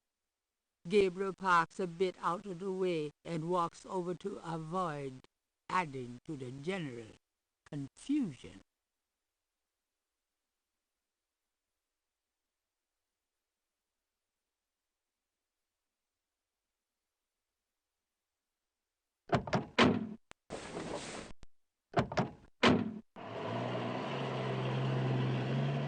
Hey, mostly. Huh? Night, you wiener. I told you not to call me that. Feeling jumpy? Who, me? Don't be stupid. How'd you find me? Oh, I was just driving by. Uh-huh. Well, for the book. But don't tell anyone I let you see this, huh?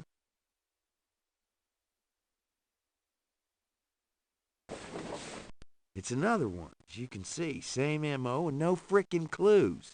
We're still waiting on an ID for the body. That's disgusting. Isn't this a rather, public area for this kind of thing? Yeah, they're frickin' ghosts, these guys. Lakeshore Drive isn't exactly the 10 expressway, but it is open to the public. No reports and nothing. Now, who the hell is that?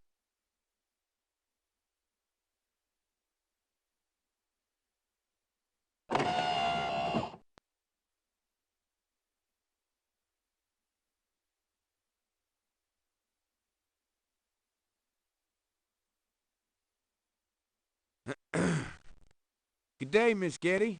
What's going on, officer? Detective Mosley, ma'am. We've got a little problem here, but nothing for you to be concerned about, Miss Getty. I see. Thank you, detective. And good day, gentlemen.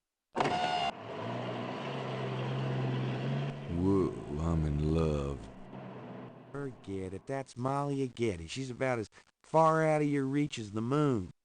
Probably on her way to meet some guy with a yacht right now. Near here? The lake's a popular place for country clubs. If she's out here a lot, maybe she saw something or heard something. Man, nobody ever sees or hears nothing. I told you. Besides, you just don't go around bothering people like her. We've about wrapped it up, sir. It's another clean sweep. Yeah, let's get the meat wagon moving then. Do you want to leave an officer here, sir? Nah, just leave the tape up for a few days. Yes, sir. If you'll excuse us, sir, we'll take him away.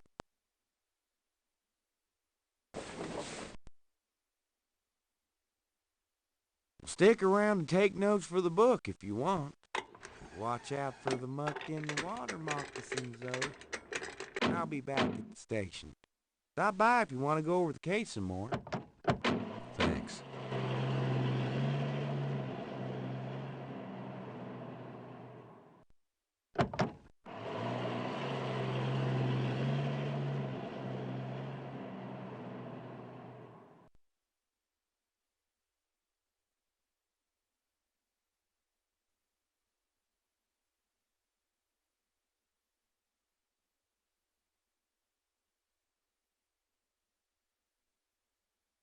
There seems to be a pattern to the lines in the sand, but if there is a pattern, it's smeared.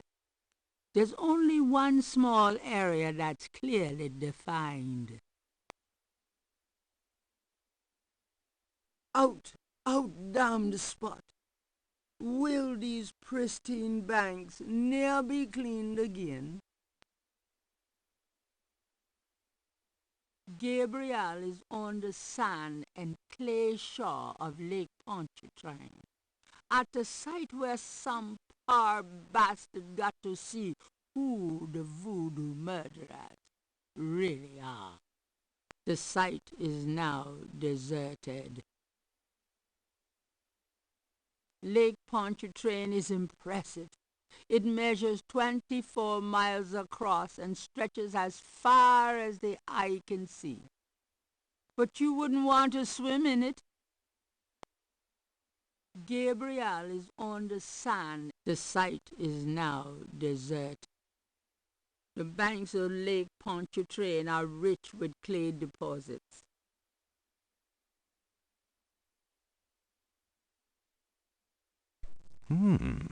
Is that clay?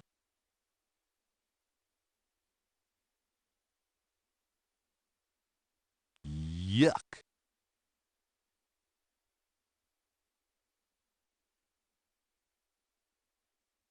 Gabriel can't take the lines with him that way.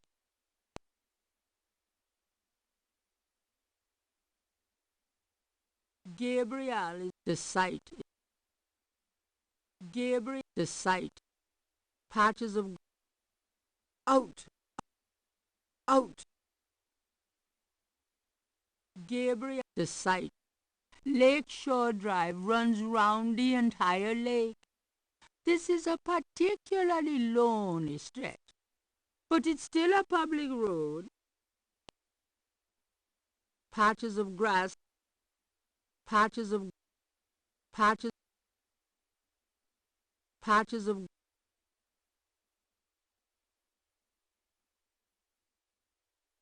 Gabriel, the site. Gabriel, the site. Gabriel, the site is now.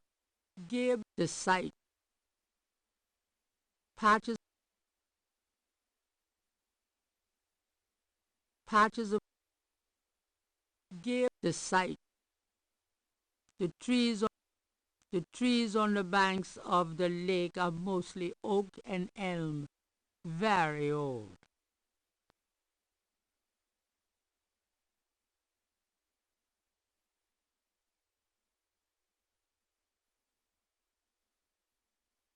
It's very large grass.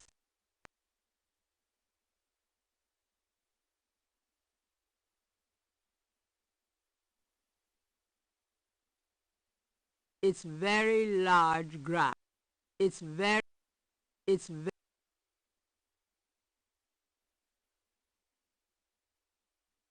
the lines.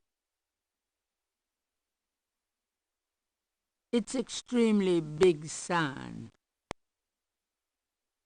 Gabriel is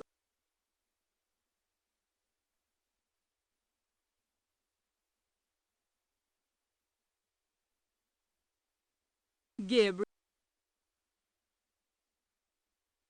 It's extreme. It's extremely big.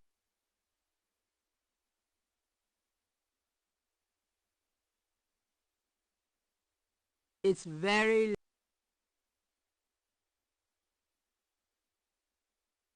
It's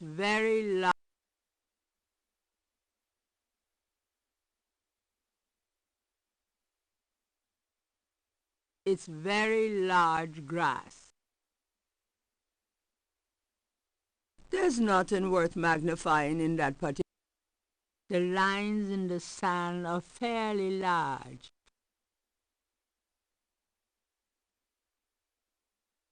It's very large grass.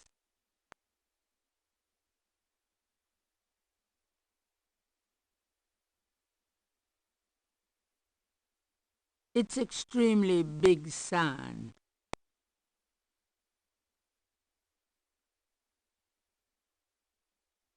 Gabriel wouldn't get far on foot.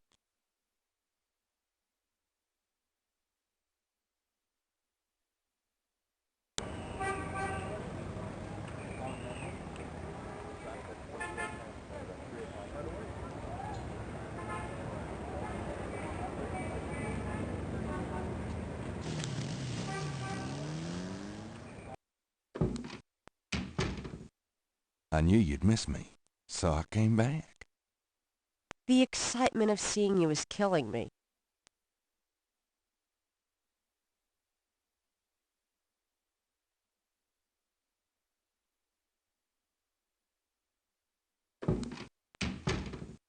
Hey, kids. Bruno, how nice. Gee, a customer. Of yours? Hardly. How's the flower business? Well, better than the used book business, I see. Rare books. That explains why I so rarely see anyone in here. Are you going to sell me that wonderful painting of yours today?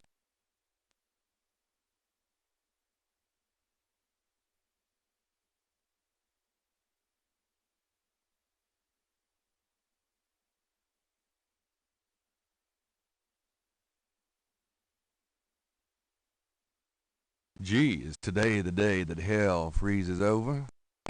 One needn't be rude.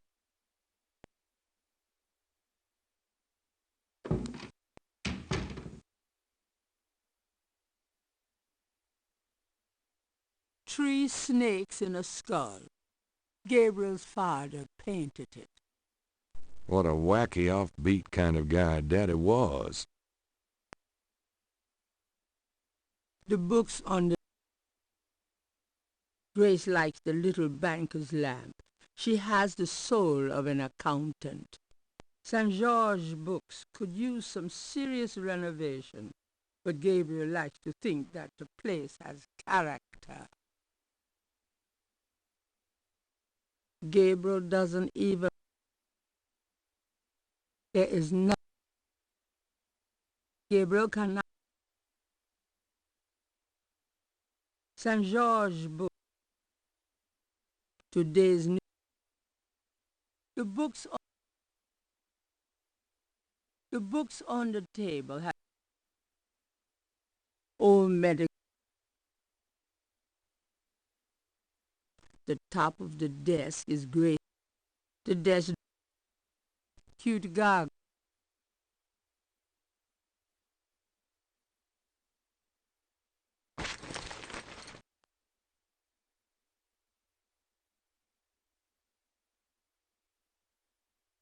A little cold bubbly. Gabriel's bedroom. Gabriel's jeans and t-shirts. Jeans. The dresser hole. The dresser. A small trunk serves as a table for the radio. Gabriel's not in the mood for tidying up. Gabriel's desk. Gabriel's reference books occupy. Gabriel's desk. Another month of missing my mortgage, I'll be pushing those pencils on the street. Several dozen books, including a few of several dozen.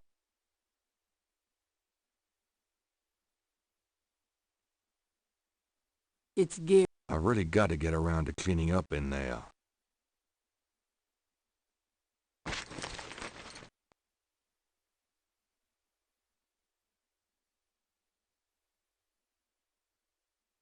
Grace keeps her art supplies here. The top of St. George.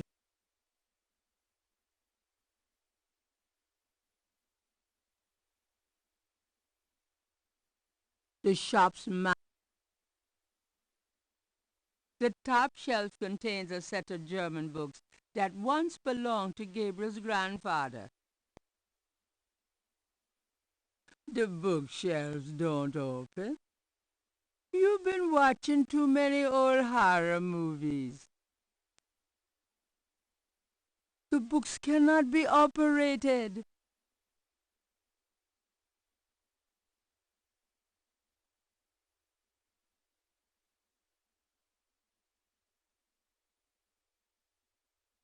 Gabriel selects a volume of German poetry that he always found strangely compelling. Drei Drachen. Drei Drachen kriechen in meinen Schlaf.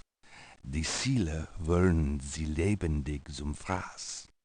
Feurigen Atems, gespaltener Zunge, genießen sie jedes Mal. That's nice. Kinda creepy, though. Who's the author? Heinz Ritter. I'm not sure what it says, but I get the feeling the guy was one sick puppy.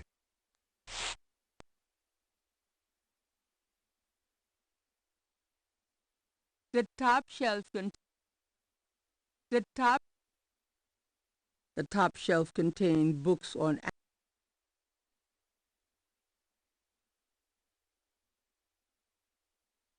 Gabriel pulls down a book on snakes.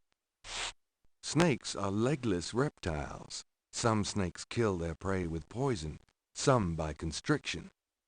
A snake smells by tasting the air with its forked tongue. The smells are passed back to a sense organ in the mouth.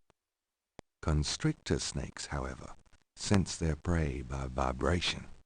Did you know that medieval legends about dragons and giant worms are actually based on snakes? You know, dragons, devils, sea monsters, well, they've always been associated with snakes. Grace, get alive.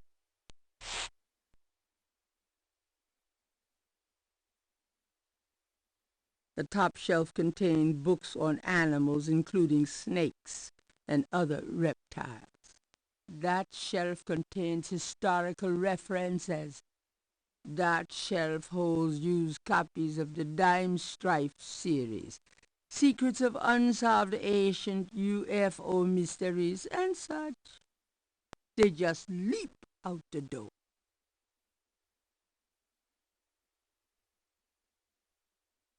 The history book. Gabriel's had all those books in the bathroom and doesn't care to read them again. That shelf, they just leap. That shelf, they just leap out the door. Under the window are reference books. Under the window.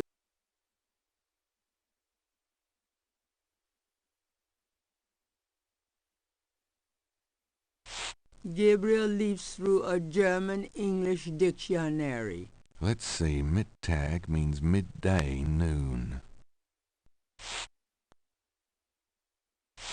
Gabriel leafs through a German-English dictionary. Spiel means game.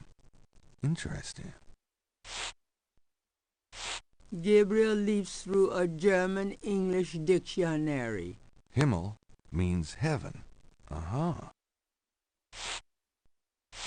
Gabriel Dry means 3. Gabriel leafs through a German-English dictionary. Besessen means possessed. That's handy to know. Gabriel leafs through a German-English dictionary. Drachen means dragons.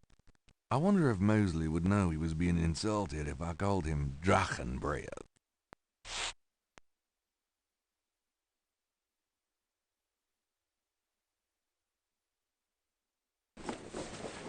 I've got some things I need to do. Have fun.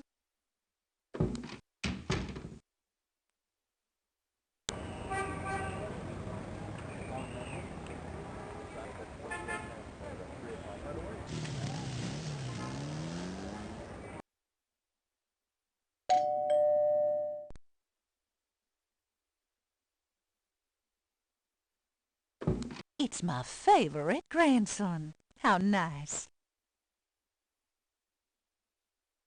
Your only grandson, but nice try, Gran.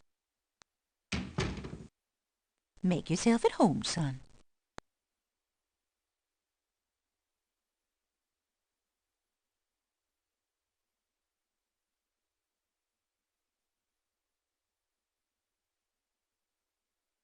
I'm going up the attic again.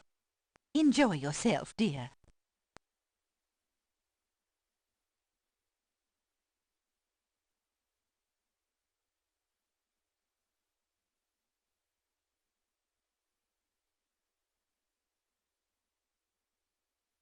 And elaborate. It doesn't seem to be running at the moment.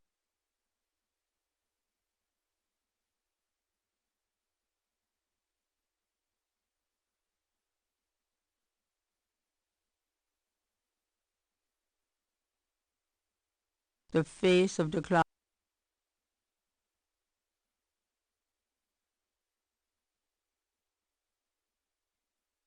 The face of the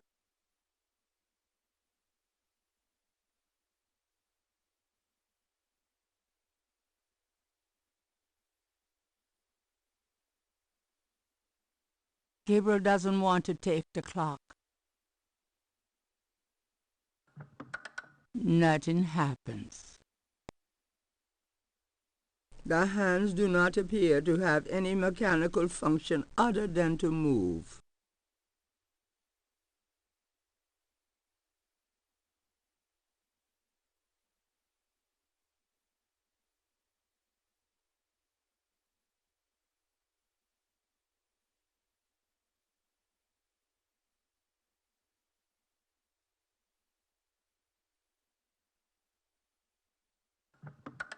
Nothing happens.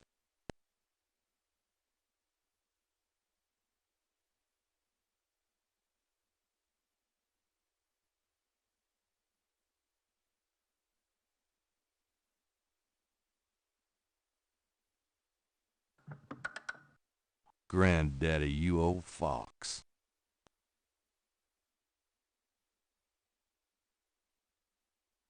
Gabriel doesn't want to take the clock. A secret drawer has opened in the base of the clock.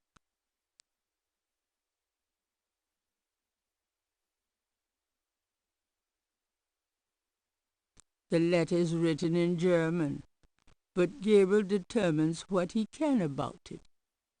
It was sent from a place called Schloss Ritter in Rittersberg, West Germany.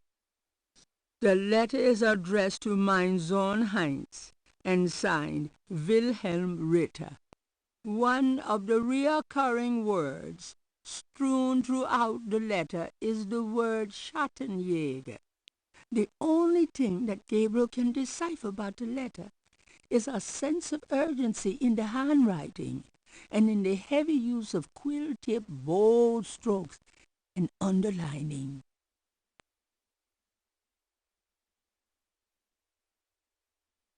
The letter is addressed to Heinz Ritter, whoever that is. Gabriel is carrying a lump of clay from the banks of Lake Pontchartrain.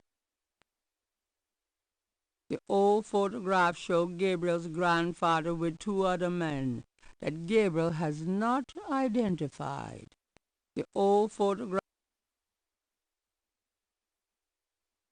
This is the last page of inventory.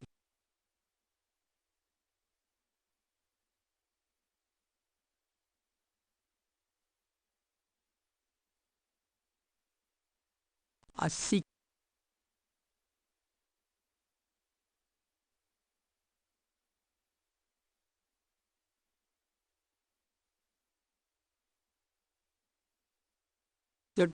Some old Aren't those serious hiking boots, more of Harrison Knight German book, just what I need?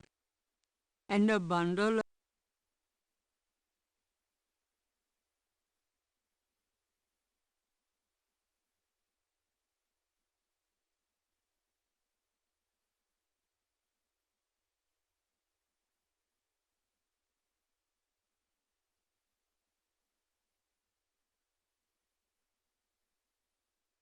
That's it. Take a load off, hon. Can we talk, Gran? Of course, my boy. How can I help?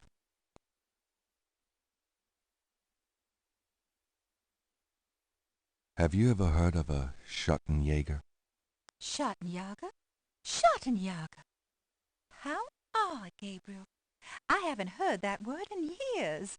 My goodness, you've given me a chill. Your granddad used to say that sometimes in his sleep. Really?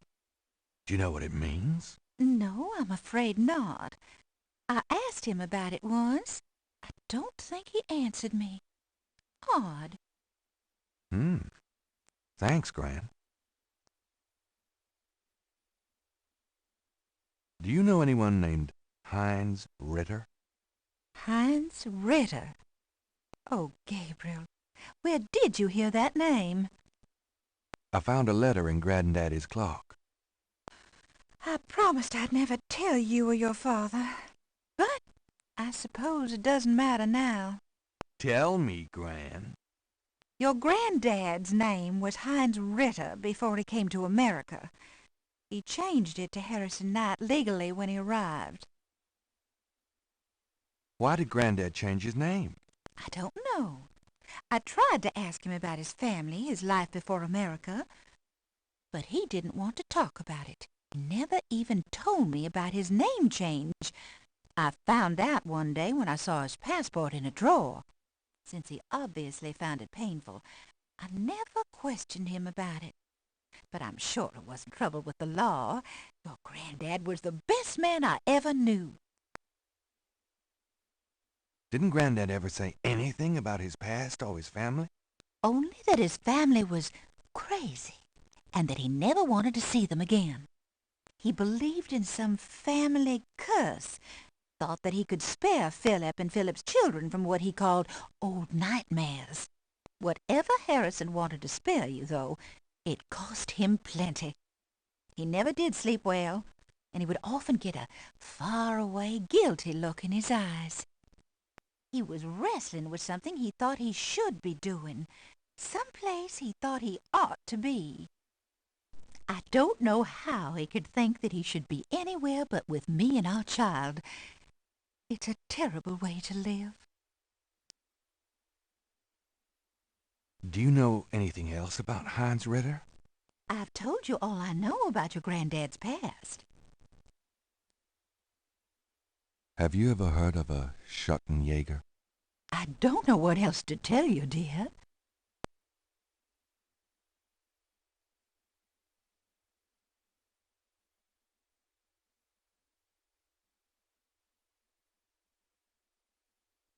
the magazines in the bin includes issues of Southern Living, Ladies' Home Journal,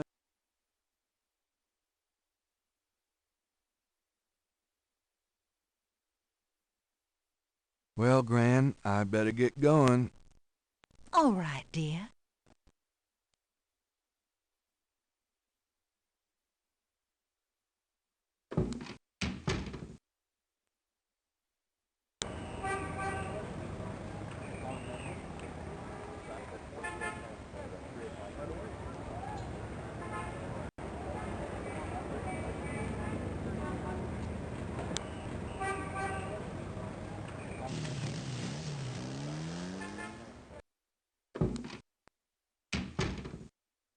Phew, it's humid out there. Made it back, though. Oh, joy.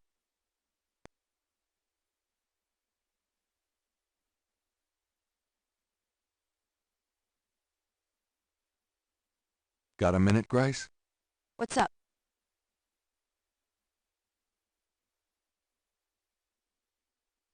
Have you ever heard of a Schottenjäger?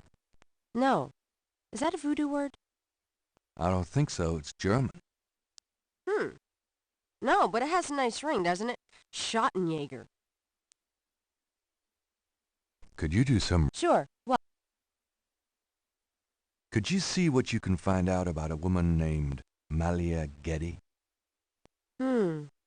the name Getty sounds familiar. What's your interest in her?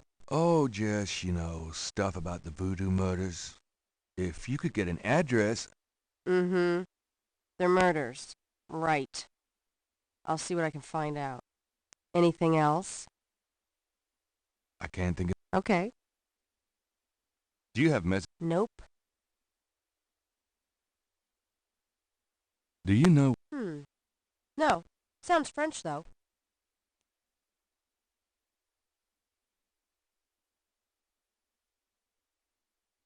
Well...